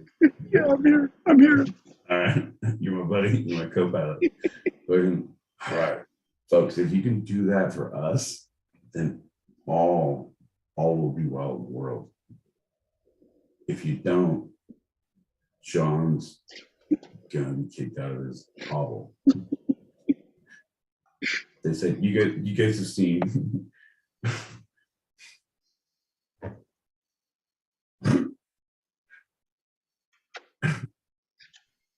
I don't want to name names, John, because we don't have the rights to talk about folks. there's a little story. We don't have the right. We don't have the right to talk about books, let alone the rights. Either or. But I've learned from our Guns N' Roses episode, and it cost us dearly. Like all of our Patreon money was gone that week. It was ridiculous. There's a little book that I like to reference about some rabbits. And these rabbits, they do their best and they try their best, but it turns out society is encroaching and it's not going to stop. As much as you want to hang on, you're going to have to find a new hutch. And when you run, you flee, you scurry.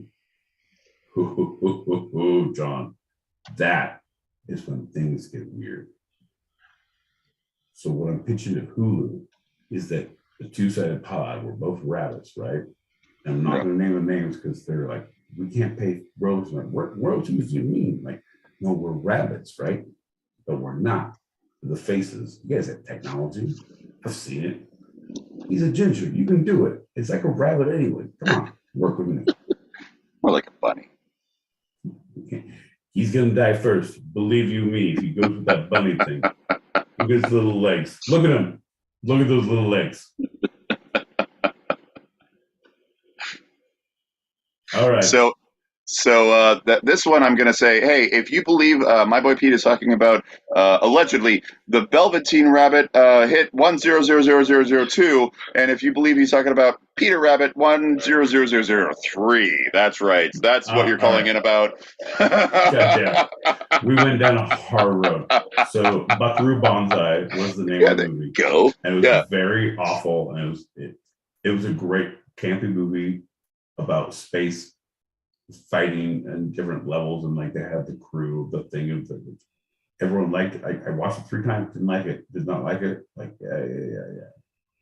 Well, I know he was a smaller role, but the one stage and TV actor who later portrayed an alien in that famous sitcom, like you got to at least respect it for his performance because he's always great.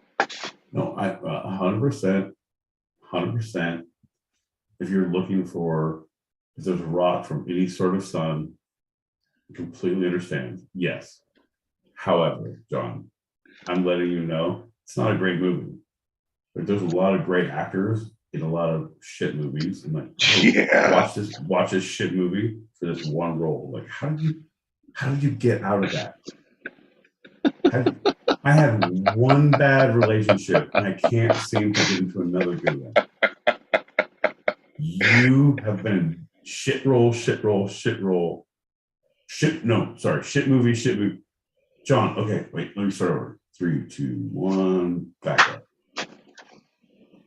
How have you done it, John? I did. Here's the deal. You have a shit character. Nope, 3, 2, 1. Hey, how do you do it? You're an amazing actor, but you're in a shit movie. It's the same thing as me. I'm a great boyfriend in a shit relationship. I haven't been able to bounce back. How have you now made your nut in Hollywood being from a rock from the sun? I realized what the common denominator was. There you go. See? Giddy up. So if you believe that The Adventures of Buckaroo Banzai Across the Eighth Dimension was actually watched by my boy Pete, and he was telling the truth. And about how he feels about it, too. And you actually do not like it, which makes sense. It's not the greatest movie. Or if he's lying, call in now.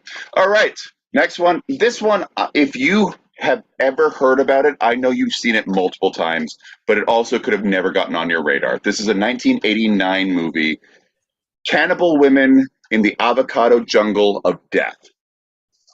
The title alone, but Cannibal Women in the Avocado Jungle of Death.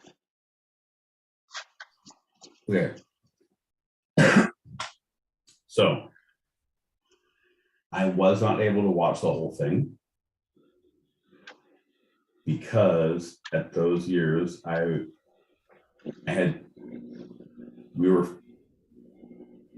there was no streaming services. It was all VHS. It was like how you got movies and how like you have time to find a VCR, to have the time to watch a movie quietly. And like if someone comes home, like stop, eject, out, put it down, shit, under the couch. It was not good. You could not watch VHS anything you wanted to. Those maybe risque. Right. So the cannibal women in the avocado, so we always call them cannibal avocado women because we watched part of it. Right. But we got into, because we had the 2 VHS and we watched first Surf Nazis Must Die. So like, oh my God, this is amazing. Awful and amazing. And then like, this is gonna be just as good. Like, I don't even like vegetables.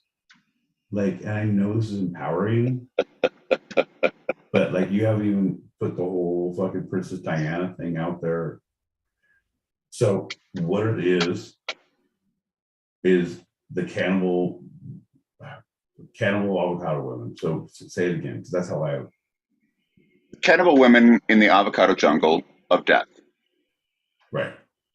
So everyone goes because it's beautiful and hardy, and this is where you come and, oh my God, you're stranded out and you find beautiful avocado fields. And so you come out and you start eating avocados, and this is where the women come because they don't like avocados. It's like, these aren't even good. They're not Haas. These are not Haas avocados. I don't fuck with that shit. I'm from Southern California. Baby. Hey, baby. I only fuck with Haas avocados. 2, 3, 4. Anytime that avocados come, I tell the cannibal women they are done. Okay, ladies, here they come. Cannibal women, yum, yum, yum. Hey, baby. Keep going. So they would lure people in who were starving because it was the whole drought in '89, and it was in the Amazon in South America where people were, oh, and it was very specific of that, and like they lure them in and eat them until a couple comes in, and it's a couple, but there's a group of people, and those people all get eaten, and they get away, and they end up rescuing 2 others. And I didn't see the end of it. I'm guessing they fucked the cannibal women up. I'm guessing. I just saw the way it was going. So like, we could do Surf Knockings again before your mom gets home, or finish this movie and then like smoke weed outside and pretend we're sober when they get home. So I know that you only watched like about a half to 2/3 of it. How would you rate it? Yeah, I would rate it a scale of 1 to 5 2-sided. I would give it a 2 2-sided. So 2 2-sides. That's pretty bad. No, it's a 4 out of 5. It's a 4 out of 10. It's not good. Not good. So who thinks My Boy Pete is actually seeing cannibal women in the avocado jungle of death? Who believes he's talking out his anal? Not all of it. Most of it. Right. Yeah, but honestly, guys, go watch Surf Nazis Must Die. It's fucking awesome. Hilarious, stupid. Great. Finally, this out of reality movie in '93 is called The Positively True Adventures of the Alleged Texas Cheerleader Murdering Mom. This true to movie plot called The Positively True Adventures of the Alleged Texas Cheerleader Murdering Mom.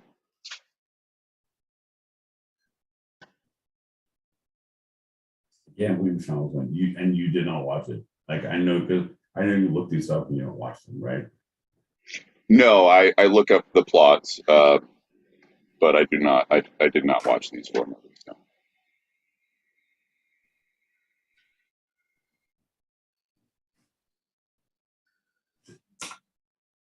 So this one, I stopped watching on principle. Like it was too campy. It was too, because it was like super bomb, super thick. It was like almost not as good as Santa Clarita Diet, where it's like, oh, here's the horrible shit that's happening. Like I'm gonna do anything. Like, oh, I'm gonna kill the cheerleaders who are in my daughter's way. I'm gonna stop. And so she's a super good mom. All the cheerleaders come over. She sees what they do to her daughter, and she's like, "Oh, you're at this level." So oh, you're a flyer. Well, there's only 2 flyers. Well, why do you get picked? Well, you have to do that too, then. Okay, let's have a bake-off. Cool, let's do that. Super. It's like April. Not April Fools. Yeah, April Fools, like the murder, like anything that like mommy, daddy, the weird 80s, even though this was 93, like the late 80s, early 90s of like the super slasher shit. It was almost funny, but not really funny. Yeah. Okie dokie, artichoke. It wasn't fucking Jason, but it wasn't Remington Steele. It wasn't even Steel Magnolias. No, because King Darley Parton, I don't give a shit. Hollywood, baby. And finally, right, so I'm going to say I'm not a big fan. It was okay, not a big fan. All right. Yeah, makes sense. Yeah. So if you believe that my boy Pete is telling the truth about the summary and his review of the positively true adventures of the alleged Texas cheerleader murdering mom, chime in now. And if you think he's complete BS, also chime in now. And because we actually have, for the first time ever, my boy Pete, with plenty of people listening, no people chiming in whatsoever, I'm going to give one last chance. If you believe that my boy Pete has seen any of these movies, let us know. Just one. And if you believe that he has not seen any of these 4 movies that we have talked about, and I'll go through them one more time, then chime in that as well. So this is the new question. John, that's an alert. I've never had an alert. Should we play that message? Let's play it. Hey guys, long time caller, first time listener. My buttons don't work a lot. I'm pretty sure you guys are lying about everything, but I'm pretty sure there's a lot of truth in it. So I like what you're doing. I appreciate your spirits.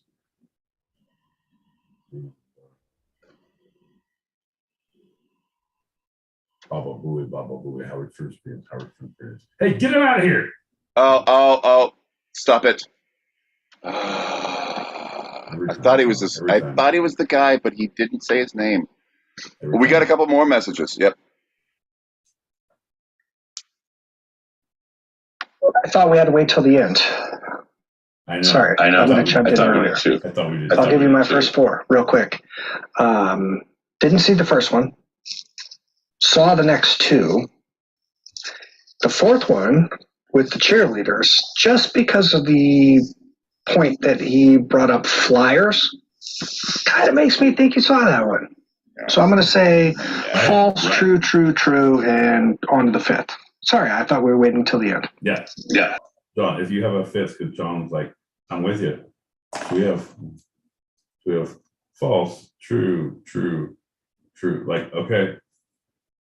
So we have FTTTT from Jane Onion. All right.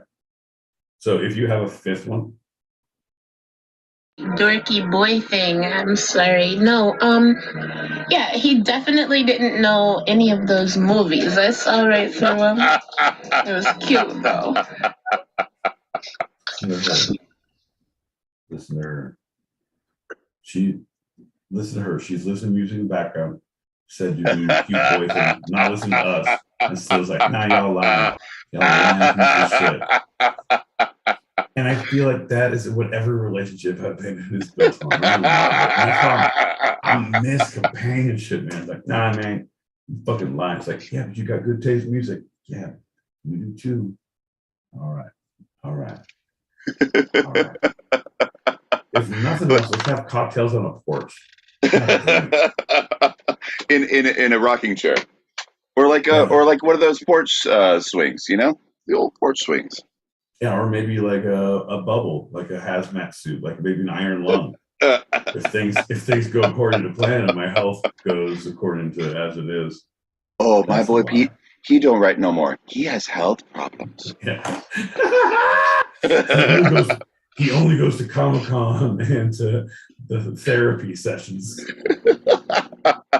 We're giving a couple more moments for people to chime in before we give the answers, because apparently I did not explain it well enough. I thought it was good this time. I thought it was good. I explained it more this time than I did before, but I over-explained it. No, you did good, but the thing is, you got to understand highs and lows of shows, right? Like, what was I saying before, and how much had people tuned out from me fucking putting on? Right? And then you come in hot, like, all right, folks, here's the deal. And the first 10 seconds of instructions are already lost. God. So, right. So that's why when you're like, why do you keep saying that? TwoSidedPod at gmail.com, Tuesdays and Thursdays, 8 p.m. Pacific, 11 p.m. Eastern. Like, because people tune out everything. Like, I know I make them tune out more, but eventually you're going to hear. It's like, it's the dense beard of justice. 866-509. Don't be caught behind the line. Two-sided. And I'm not sure. We're going to get a phone number too. If you call now, we'll give you an Arby's gift certificate and $10 according to your bail here. And we'll give a couple more seconds because I'm going to say there's more Two-Sided out there. We are currently recording each episode of the Two-Sided podcast live on the Stereo app every Thursday, starting at 8 p.m. Pacific, 11 p.m. Eastern, which is also live streamed on our YouTube channel, Two-Sided Podcast. We're on Patreon, Instagram, and Twitter. Yep. All at Two-Sided Pod, TWO-Sided Pod. We also have a Gmail for anyone who wants to suggest a topic or to come on to our Tuesday open chat stereo shows. We do. Two-sidedpod@gmail.com. That's TWO-Sidedpod@gmail.com. And I heard Twinner instead of Twitter.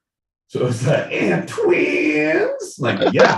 We also drink Coors Light 1990s commercials. And finally, our podcast has gone viral. You can listen to Two-Sided on Apple Podcasts, Spotify, Anchor, and wherever you get your podcasts. We'd love if you follow and rate us there. And while you're rating us, you might as well give us 5 stars. Doesn't hurt you. It only helps us. And you can subscribe and hit that alert on our YouTube. We thank you kindly. No, definitely do that. Do the YouTube subscribe alert, but don't do the 5 stars. Like, I would say, like, make this like a very specific, like, Academy Award. Like, I'd like your concept today, but I'm unsure of your delivery. Like, let us have something to work for. Wait, can they change it show to show, or is it over an entire show? Can they change it all the time, Tom? Can they go from week to week and change it? Yeah, totally. Work for it. Oh yeah, then fucking work for it. Then, folks, subscribe, like, do all the things on YouTube, hit the alert. Don't be afraid. Tell your friends, tell your family, tell your parole officer. But let us work for those stars. Like, you know what? Here's the deal. As long as you give stars, we will see the stars. And we're like, you know what? Here's the deal we were working on. Like, 2 stars. Why? You know what? You didn't finish the joke. Indian giver, easy fucking putt golf. Like, fair enough. All right, here's the deal, John. And then we're in the green room stretching out before the show's like, I've been doing a lot of creatine, John. I've been doing a lot. He's like, really? He's like, what? I'm doing a lot of creatine. It's like, I got these new earbuds. I don't talk to the help before shows. I'm in the zone. Anyway, if we get enough money on the Patreon, we're going to get separate dressing rooms. It's going to be great. It's super great. It only helps us. It only helps us. Actively helps us. So, because, all right, we are finishing the vote in 5, 4, I'll tell you. 3, 2. Yeah, we're done. Okay, so we got one person, all no views, one person, 1 no view, and 3 yes views. My boy Pete, if you've seen one of these movies, you will win. If you've seen none of them, because of the votes, you will not win. Yeah. Have you seen any of these movies, my boy Pete? Yes, I have. Can I take a guess? Yes, you can. Was it the last movie? The chainsaw murdering, blah, blah, blah, blah, blah. I did see that one. I thought you did. Yep. You had a couple of things because it was based on a true story. I was like, oh, shoot, he can't rip off that. Like. And I did see Buckaroo Banzai, but the original. I didn't see the other one, but I knew who Buckaroo Banzai was and what he's done. It's like, yeah, like I was a big fan of the first few. Like, I'm not gonna watch the others. But I have. So this was a true story of the late 80s, and you even mentioned that. That's another reason why I'm like, oh, okay, I get this. Wanda Holloway, who is trying to get all of the rivals of her daughter in their cheerleader high school, or in cheerleading in their high school, murdered by people. Like, she asked her brother-in-law, she asked a couple other people, and no one would believe that she's actually trying to murder these people. Right. No, it was crazy. It was the first pitch when they did Wicked on Broadway. They're like, do you want to do this? Like, you know what? Maybe you should stick with the Weird Oz thing, like the Wicked Witch of the West, like the feet curling. It's like, no, but here's the deal, y'all. My daughter's a flyer, right? And she's just getting these fucking demons holding her back, right? They're like flying little monkeys. All you do is shut them down, clip their wings, okay? I've got a golden ticket. I've got a golden ticket. That ain't it. That ain't it. We're not doing Willy Wonka. We're all Oz here. We're all Oz here. Up until the end, I thought, because no one was chiming in, I was going to do had he watched any of them or none of them? And I was like, oh man, I think I got him this time. I think I got him. And even when there was that split vote where it was enough for, but not all of them for, and enough against, it was like, if he's watched one, he gets it. And that was the one. That was the one. I'm saying, John, you're like, it makes me a better person in my downtime. Like, you know, I'm gonna watch some movies from 1986 till 1993. I don't care what the fuck they are. I'm just gonna watch them. Like, literally, what is 90 minutes to you? Right. Like, all right, I'm gonna make 90 portions of Uncle Ben's minute rice. Perfect. I have a potluck to go to tonight anyway. Let's do that every 90 minutes. Perfect. Well, it is a San Francisco treat, sure. No, that shit takes 15, and you gotta do it again uncovered for 10. So I know my rices. So I win too. Yes? Send me my Arby's coupon. God damn it. Oh, you get Arby's. We got the meats. I'm saying. Now, technically, it's all the audience versus the one. So since you won again, they get nothing. Right. No, but the thing is, like, that was not very clear. I know that I realized I dominated everyone all the time. So I just naturally assumed like that sounded like he was pretty much, he got the one I was right on, and he was wrong on the rest on, except for he was right on the first, because I didn't see the first, and I didn't, and he was right because I saw the last. Right, yeah. And kind of saw the second. Kind of. Right, so at the same time, it was kind of like 2.5 points. And I don't know how judging works. Well, so here's the deal. Moan was actually more correct because she was 3 right and 1 wrong, but it's a combined.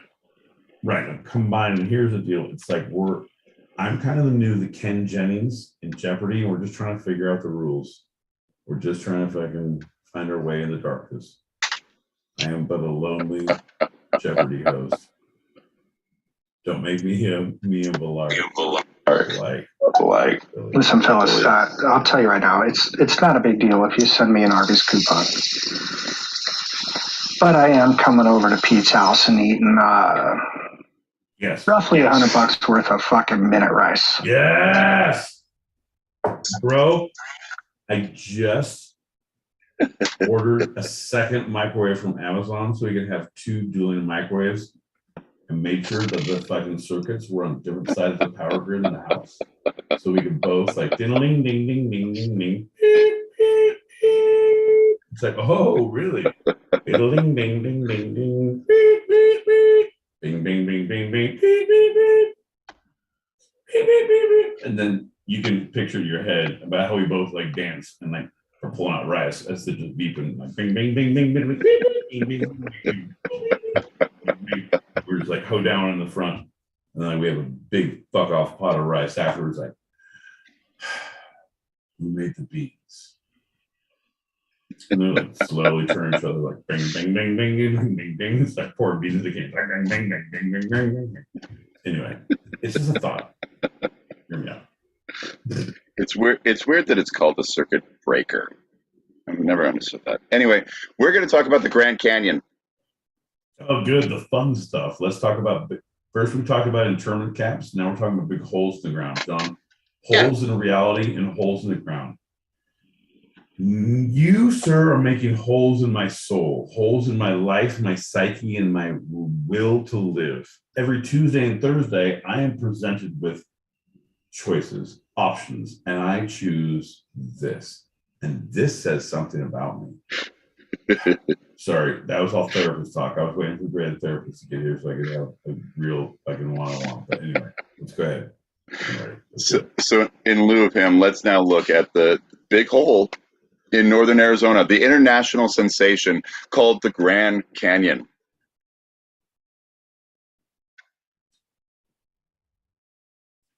Anybody who went to NAU 96 to 98, different opinion of what is known as the Grand Canyon is. So the Grand Canyon is, it depends on how big it is. It depends on how you look at it. The park includes over 1 million acres of land, or 493,000 hectares, to be exact. Oh, I named my first 2 kids Hector, and I drowned them because I was like, that's a horrible name. I'm going to do better if I have 2 more. Go ahead. But most people measure the canyon in river miles along the course of the Colorado River at the bottom of the canyon. And so by that standard, the Grand Canyon is 277 miles, or 444 kilometers long for our Australian and international friends. It begins... 444 kilometers long, the Grand Canyon. How many miles? Because I don't know the kilometers. 277. 277 miles to 446 kilometers, yeah. Oh my goodness. John, would you rather go 277 miles or 444 kilometers? Like, I like alliteration, but I don't like those big numbers. I'll stick with the miles, thank you very much. International gaps have been bridged. So this begins at Lee's Ferry, mile 0, and ends at the Grand Canyon Grand Wash Cliffs, which is the last mile, the 277 or 446 kilometers.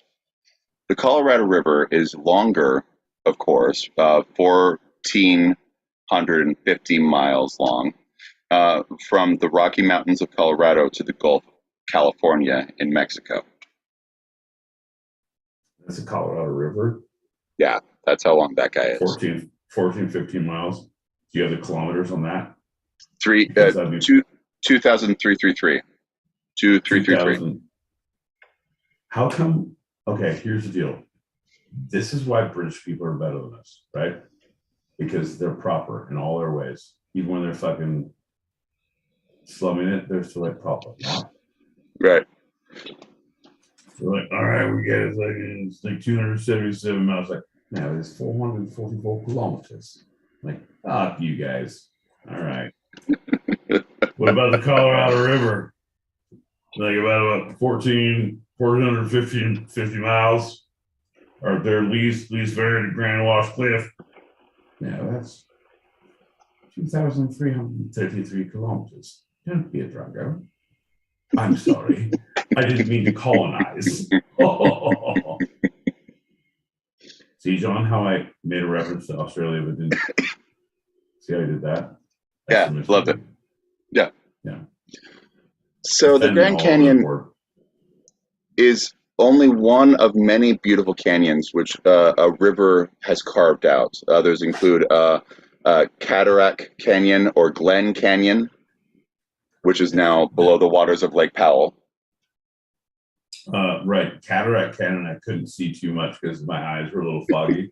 And Glen Canyon, I was over at Glenn Close's house, but it was way too close to see down. So I was like, I don't even know what the canyon looks like. Let's have more wine. So at the south rim, near Grand Canyon Village, it is a vertical mile from the top to the bottom, about 5,000 feet, from rim to river, as they say. It's 7 miles if you're walking because of the switchbacks. It's the deepest. At its deepest, it's 6,000 vertical feet, so well over a mile.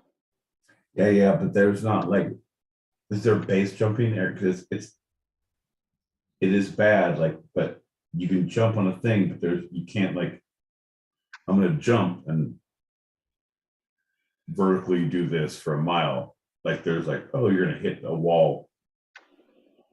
Well, as canyons slowly go out slightly, yeah, from the point to its river bottom to the point that it's top, they slowly go out because of how it was carved by a river. It would make sense that there's not many places that you could just jump off with a bungee cord and think that you're going to be fine. No, but it's crazy because right now we sell donkey tours down that, right? Yes, we do. Whole trail. So why don't we get some drillers, some excavators, cut off that whole side of the mountain? Let's turn that into a base jumping thing. Like, let's really pop this canyon off, baby. John? Now we're talking about like between 5,000 and 6,000 vertical feet. You don't need that much to do some base jumping. You just need a little bit, so they can easily do that. They can find an area where the canyon actually goes down vertically enough. I'm sure they already have. But you're trying to say we're going to jump for 6,000 feet? John, that's the thing. You live the life or you don't. Like,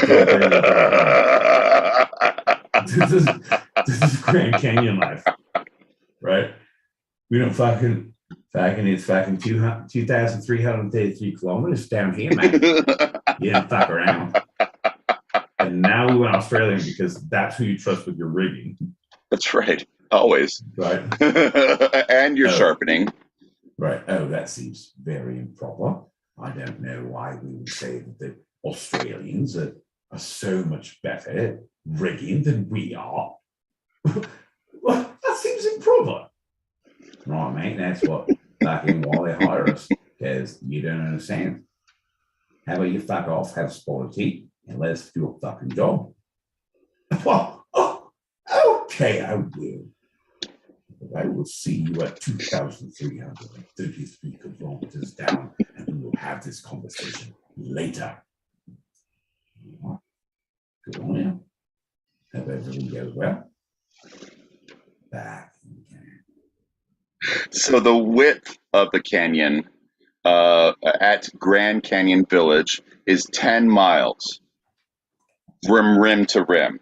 Though there are places that it is as wide as 18 miles across from rim to rim. So what does that mean? Grand Canyon Village. What does that mean? I've never That's- taken the time because I've been in Arizona. I've seen it. I was like, yep, there it is. Like the same. it's an thing actual going up village where people live. Oh, like Pompeii? Is there any possibility of More like Palm Springs. Ooh. But underneath mountains, right? Like they're down below, or they up above? Are they down? No, they're or down up? below. Yeah, they're down. Yeah. Oh, John, come on, John.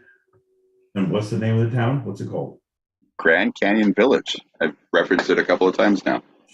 Yeah, but no one listens to what you're saying. Like I'm looking at your beautiful face. Grand Canyon Village. So at that point, which is the one inhabited area of the Grand Canyon, it is 10 miles across to go from one rim to the other just by bird's eye view. I got you. Where sometimes it's as wide as 18 miles across. So it's a wide canyon, obviously. Like the Mississippi River is very wide. This is a wide canyon. It's not just deep, it's wide. Oh, man, canyon. He just keeps canyoning. Oh no, okay, but no, that was a spur of the moment joke. John, you've seen Escape from LA. Yeah. You've seen Escape from New York. But have you ever seen Escape from Grand Canyon Village? Where all the old retirees realize we're underneath a rock. Starring Kurt Russell and his carekeeper. I don't think Mr. Russell should be here. I'm fine, let me act. Where's Goldie? Hey, Goldie Hawn. Hello? Turn on a wire. She's amazing. I can't make fun of her. She's a goddamn gem to society. Anyway. Laugh out, man. Ba-da-ba-ba-da-ba. Cookie. Woo! I loved her from then point on. Yeah, allegedly. Allegedly. Hey. So Hey, although rocks exposed in the walls of the canyon are geologically quite old, the canyon itself is a fairly young feature.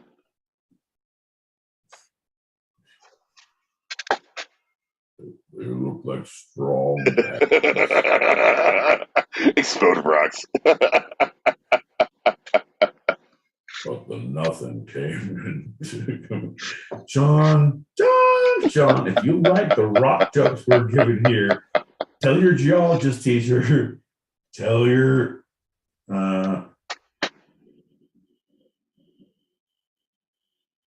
no, got nothing. Your turn, go. So the oldest rocks at the canyon bottom are close to 2,000 million years old. But the canyon itself, an erosional feature, has formed only in the past 5 or 6 million years. So geologically speaking, the Grand Canyon is quite young. Bullshit. No.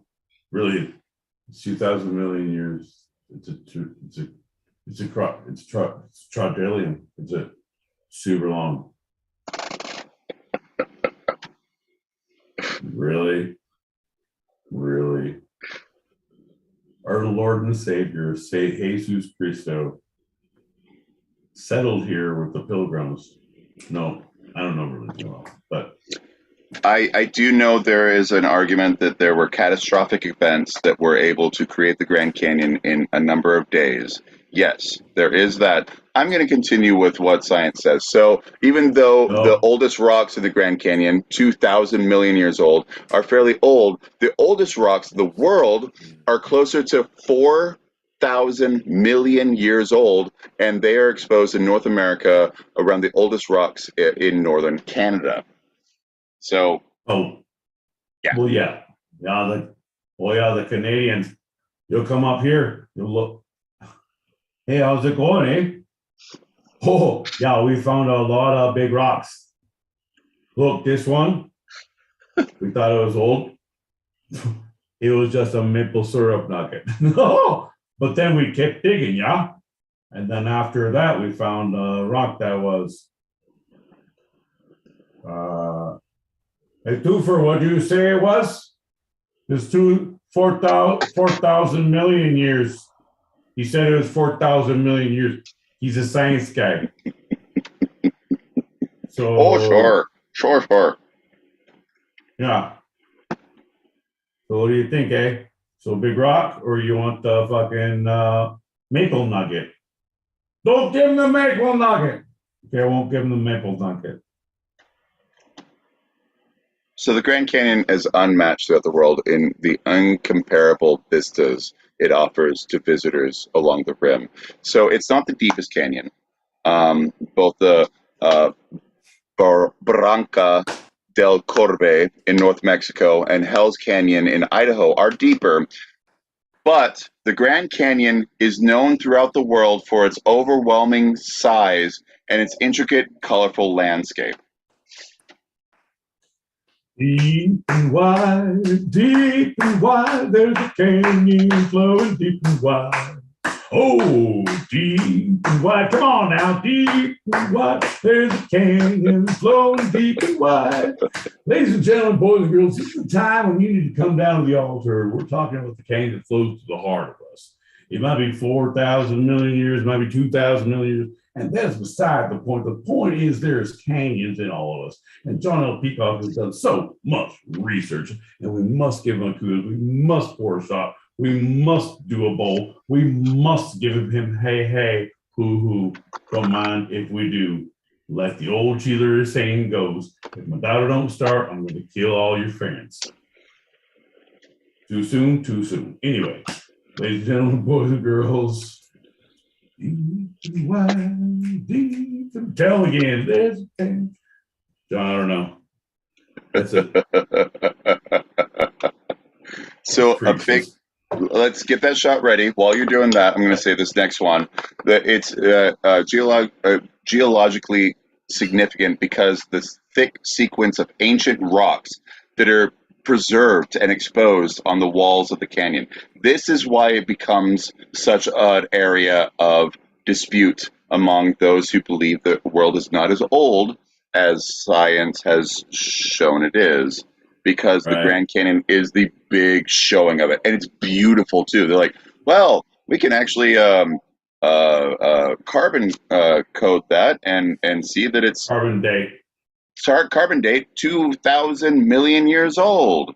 So, and it's also gorgeous. So it's a hard thing to repute, but that's why so many who don't believe that go towards the Grand Canyon as opposed to any other older rocks or deeper canyons. 100%. I'm with you, John. I like that your research is there because I am part of the party. Like, I'm a big fan of carbon dating, but it's been proven to be not specifically accurate within like, it's not a fingerprint, it's a polygraph. It's like, well, it gives us an indication. And like, you can't have specific information on carbon dating. Like, it falls within these few centuries. So, okay, cool. So it's like, margin of error. Right. Margin of error. And like, we're doing thousands of millions of years. Like, no, but I'm pretty sure that the dinosaur looked on the thing. And so therefore, like, hey, here's the dude. Deep and wide, there's a canyon flowing deep and wide. Folks, come on, we're doing an altar call. If you come down to the Church of the Two-Sided every Tuesday and Thursday, 8 p.m. Pacific, 11 p.m. Eastern, you too will receive the spirit you are looking for. Your canyon will be filled. You will be able to ride the donkey down that trench.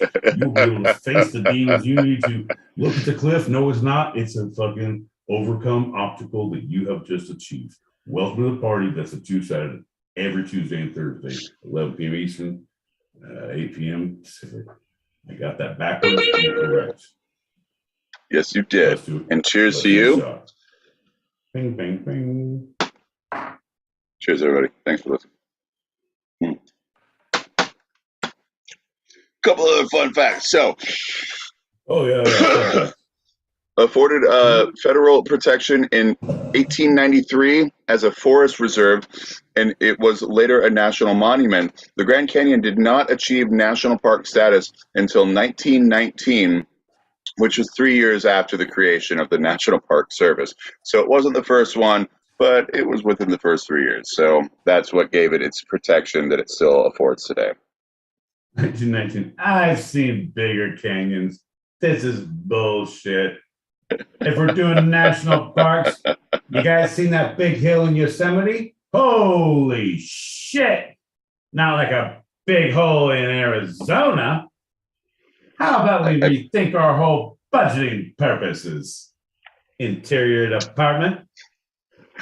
I believe that's when Arizona became the state, so it makes sense. They weren't given the protection until they actually 100% integrated as the last of the continental U.S. To integrate into states. We never should have given them that thing. Because look at them now, they're like, look, our hole's all big, all old. What do we got? We got Arizona Old Holes over here. What's your farm team name? Oh, the Cardinals are great, but the Arizona Old Holes feel good.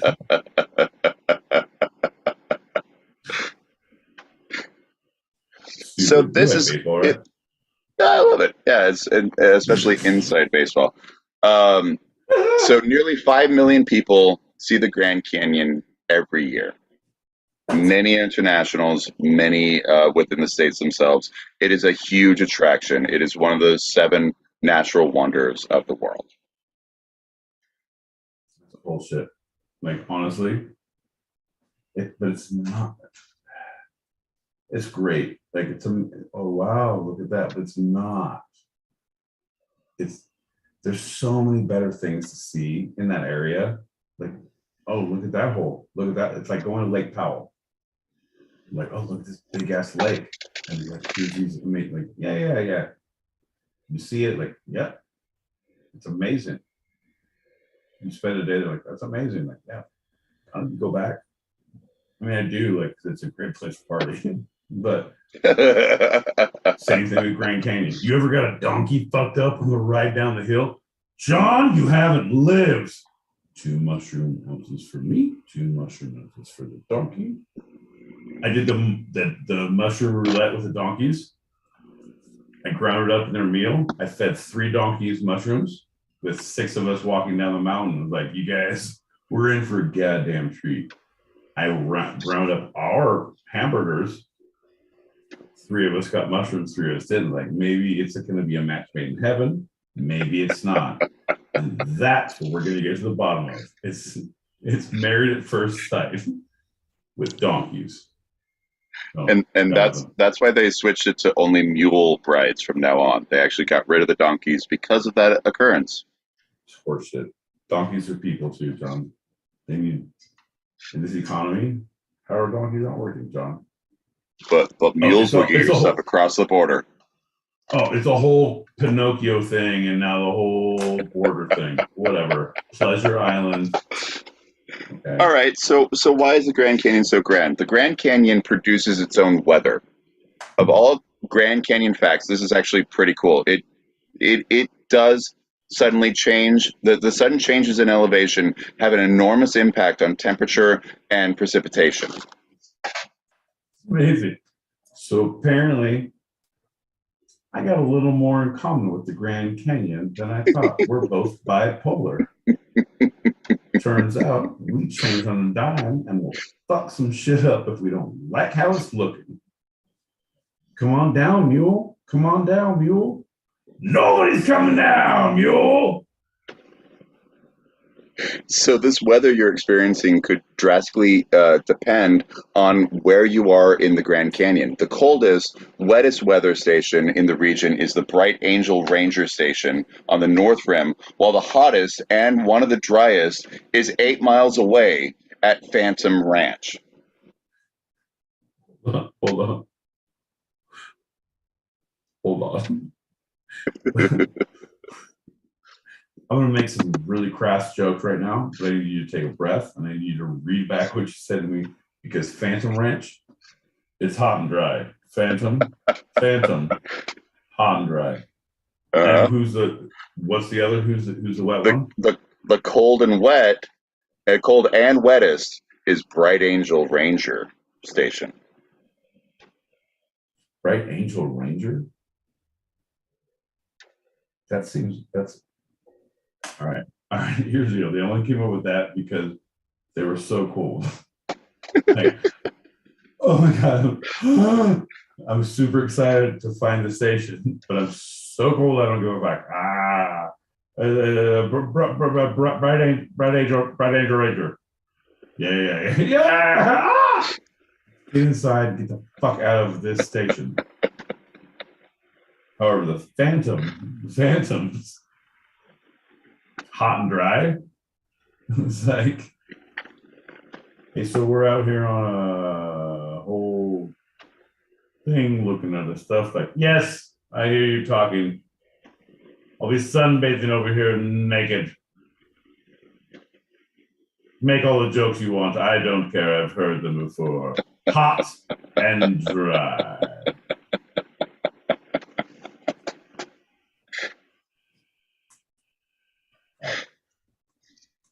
So, talking about that village, also known as Supai Village, it's located at the base of the Grand Canyon within a Havasupai Indian Reservation. It's inaccessible by road and has a population of 208. It's the most remote community in the lower 48 states and is the only place where mail is still delivered by pack mule. So what you're saying is I've got to marry into the village.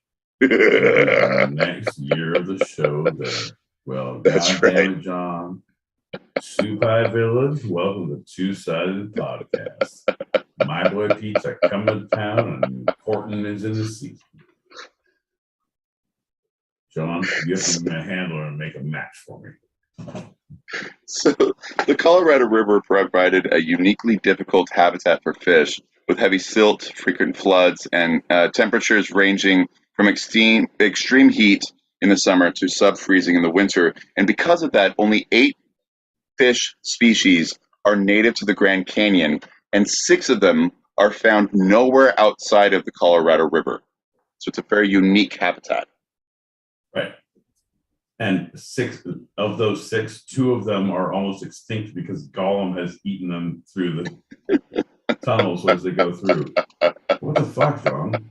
It's a weird ass place. Oh yeah, these fish are blind. These ones have like telepathic abilities. Like they don't spawn upstream like salmon. They laser jump and fucking salmon beam me up on the fucking ridiculous. That's what happens over 4,000 million years, John. And finally, we are somehow missing 950 million years worth of rocks.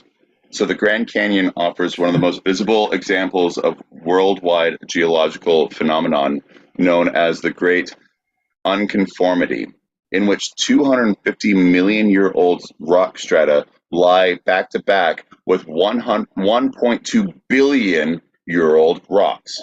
So what happened for that 950 million years remains a mystery. I wouldn't say we've been missing those rocks, John. Right? If I have 950 million years of don't worry about my shit, awesome. But the Great Unconformity, as you call it, I like to call it the 2-Sided Pod. That's been happening every Tuesday and Thursday, 8 p.m. Eastern, 11 p.m. Nope, Western. southern. Western, northern.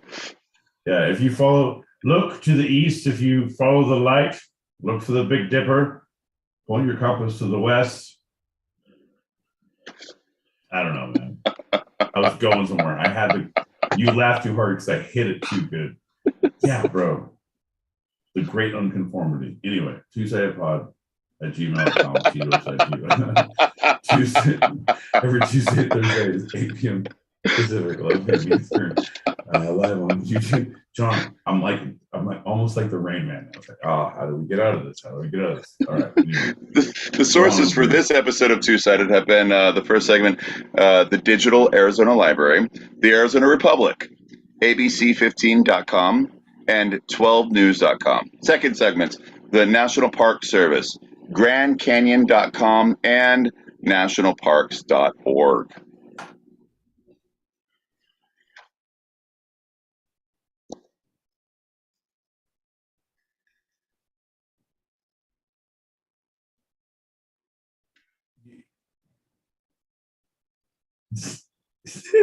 I was trying to find. All right, so my references for this episode have been ABC, easy as 1, 2, 3, simple as do re mi, ABC 1, 3, 2, 3, baby, you and me. Also, I like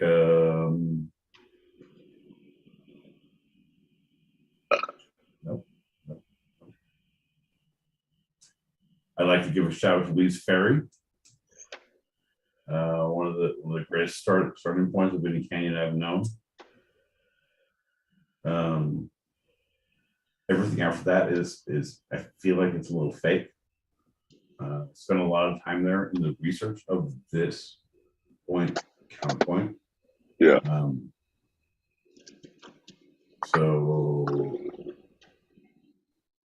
Well, really, at this point, is there anything within this episode, my boy Pete, that you'd like to take a second glance at, a second thought, a second look, a second opinion? Yeah, this is Pete's Retraction Corner.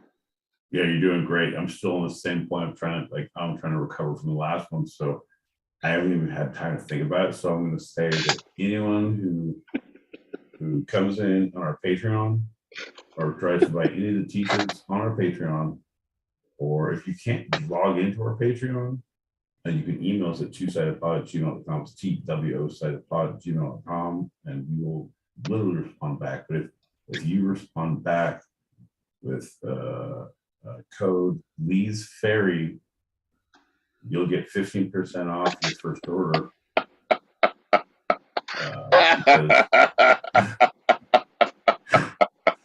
That's all undercase, lowercase Lee's Ferry, 15. Number was 15. Yeah, because 15 times Lee's Ferry let me down. The 16th time won't be the same. Ain't that right, Johnny boy? Tell him again. Oh, Johnny boy. 2, 3, 4. Here's the deal, Johnny. I'm glad you came to town. We're talking about a canyon. Lee's Ferry doesn't like to be called Supia. Anyway. Donkeys, no way. Mules. Okay. See you in town. That's how he always leaves it. Mules. See you in town. Yeah, it's very awkward. Okay. It's the only way the mail's going to get there, so it makes sense. It's a very local nomenclature. I bet they have horrible food.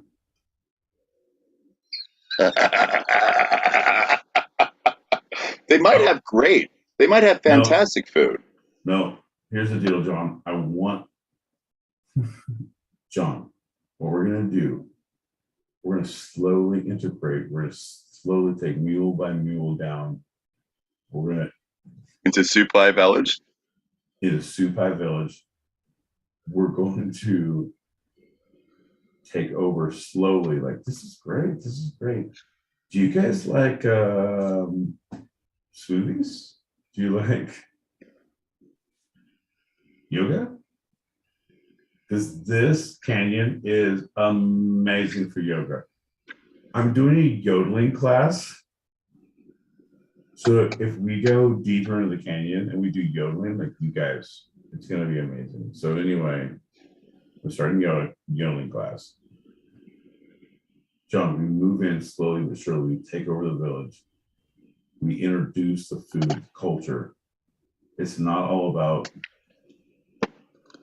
donkeys or mules or the lack thereof of either's or the plethora of the other ones. It's not about that. It's now about the people. It's now about the culture. It's now about the food we bring to the valley that we harvest from the rocks.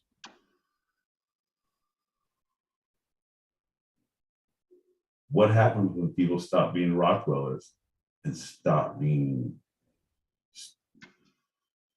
also realistic with their life goals? And this has been another edition of Pete's Retraction Quarter. Well, thanks for let's do a shot and get out of here. In case anyone has a burning message they want to send it now, because we are getting out and we're getting into the green room. But I got my shot ready. So. Oh my God, well, yeah, we have a hot minute. Yeah, no, I definitely do. It's been a long one. No, you're fine. We're fine. Things are fine. So it's not that I'm leaving Southern California and moving to the village and trying to make this work because I've been inspired. It's not that. It's not that I'm going to stay up at night and see like how long will it take me to sell everything in my house. It's not that. It's like, well, if I move to the dungeons of Arizona, how long will it take me to move to the dungeons of Ohio? That's even. See, no. Cheers. All right, drink. Cheers, everybody. Drink. If you stuck with us this long, we thank you kindly. Goddamn sorry. Oh, thanks for listening, everybody. We have our open chat show live on stereo every Tuesday. Same start as tonight. So if you want to join us or you want to throw some topics out there, email 2setitpod@gmail.com. That's TWO setitpod@gmail.com. Oh. And for those listening live, join our chat on the stereo app in our green room right now. Let's go on the hour. So for our after show wind down. That's a wrap for tonight. I'm John L. Peacock out in Brooklyn, New York. And I'm my boy Pete, and I can't seem to recover from my last shot on the facial recognition software. Like, if there was like look at the eyeball thing to get into the door, I would not be getting into the after show. I'm having a hard time recovering. In Southern California. And this was our show. You can eavesdrop wherever you get your podcasts and even join us live, both on our YouTube channel, 2-Sided Podcast, and on the stereo app every Thursday, 8 p.m. Pacific, 11 p.m. Eastern, as we talk about the two sides of life, the serious and the fun, here on 2-Sided. Man, this is a fun one. I love it, Pete. You know, it's hard to be mean to you when you're so shiny and happy. I know. Nope, now it's super easy. Fuck your couch. How could you Supia Village, and you will be shocked at what I've done to you.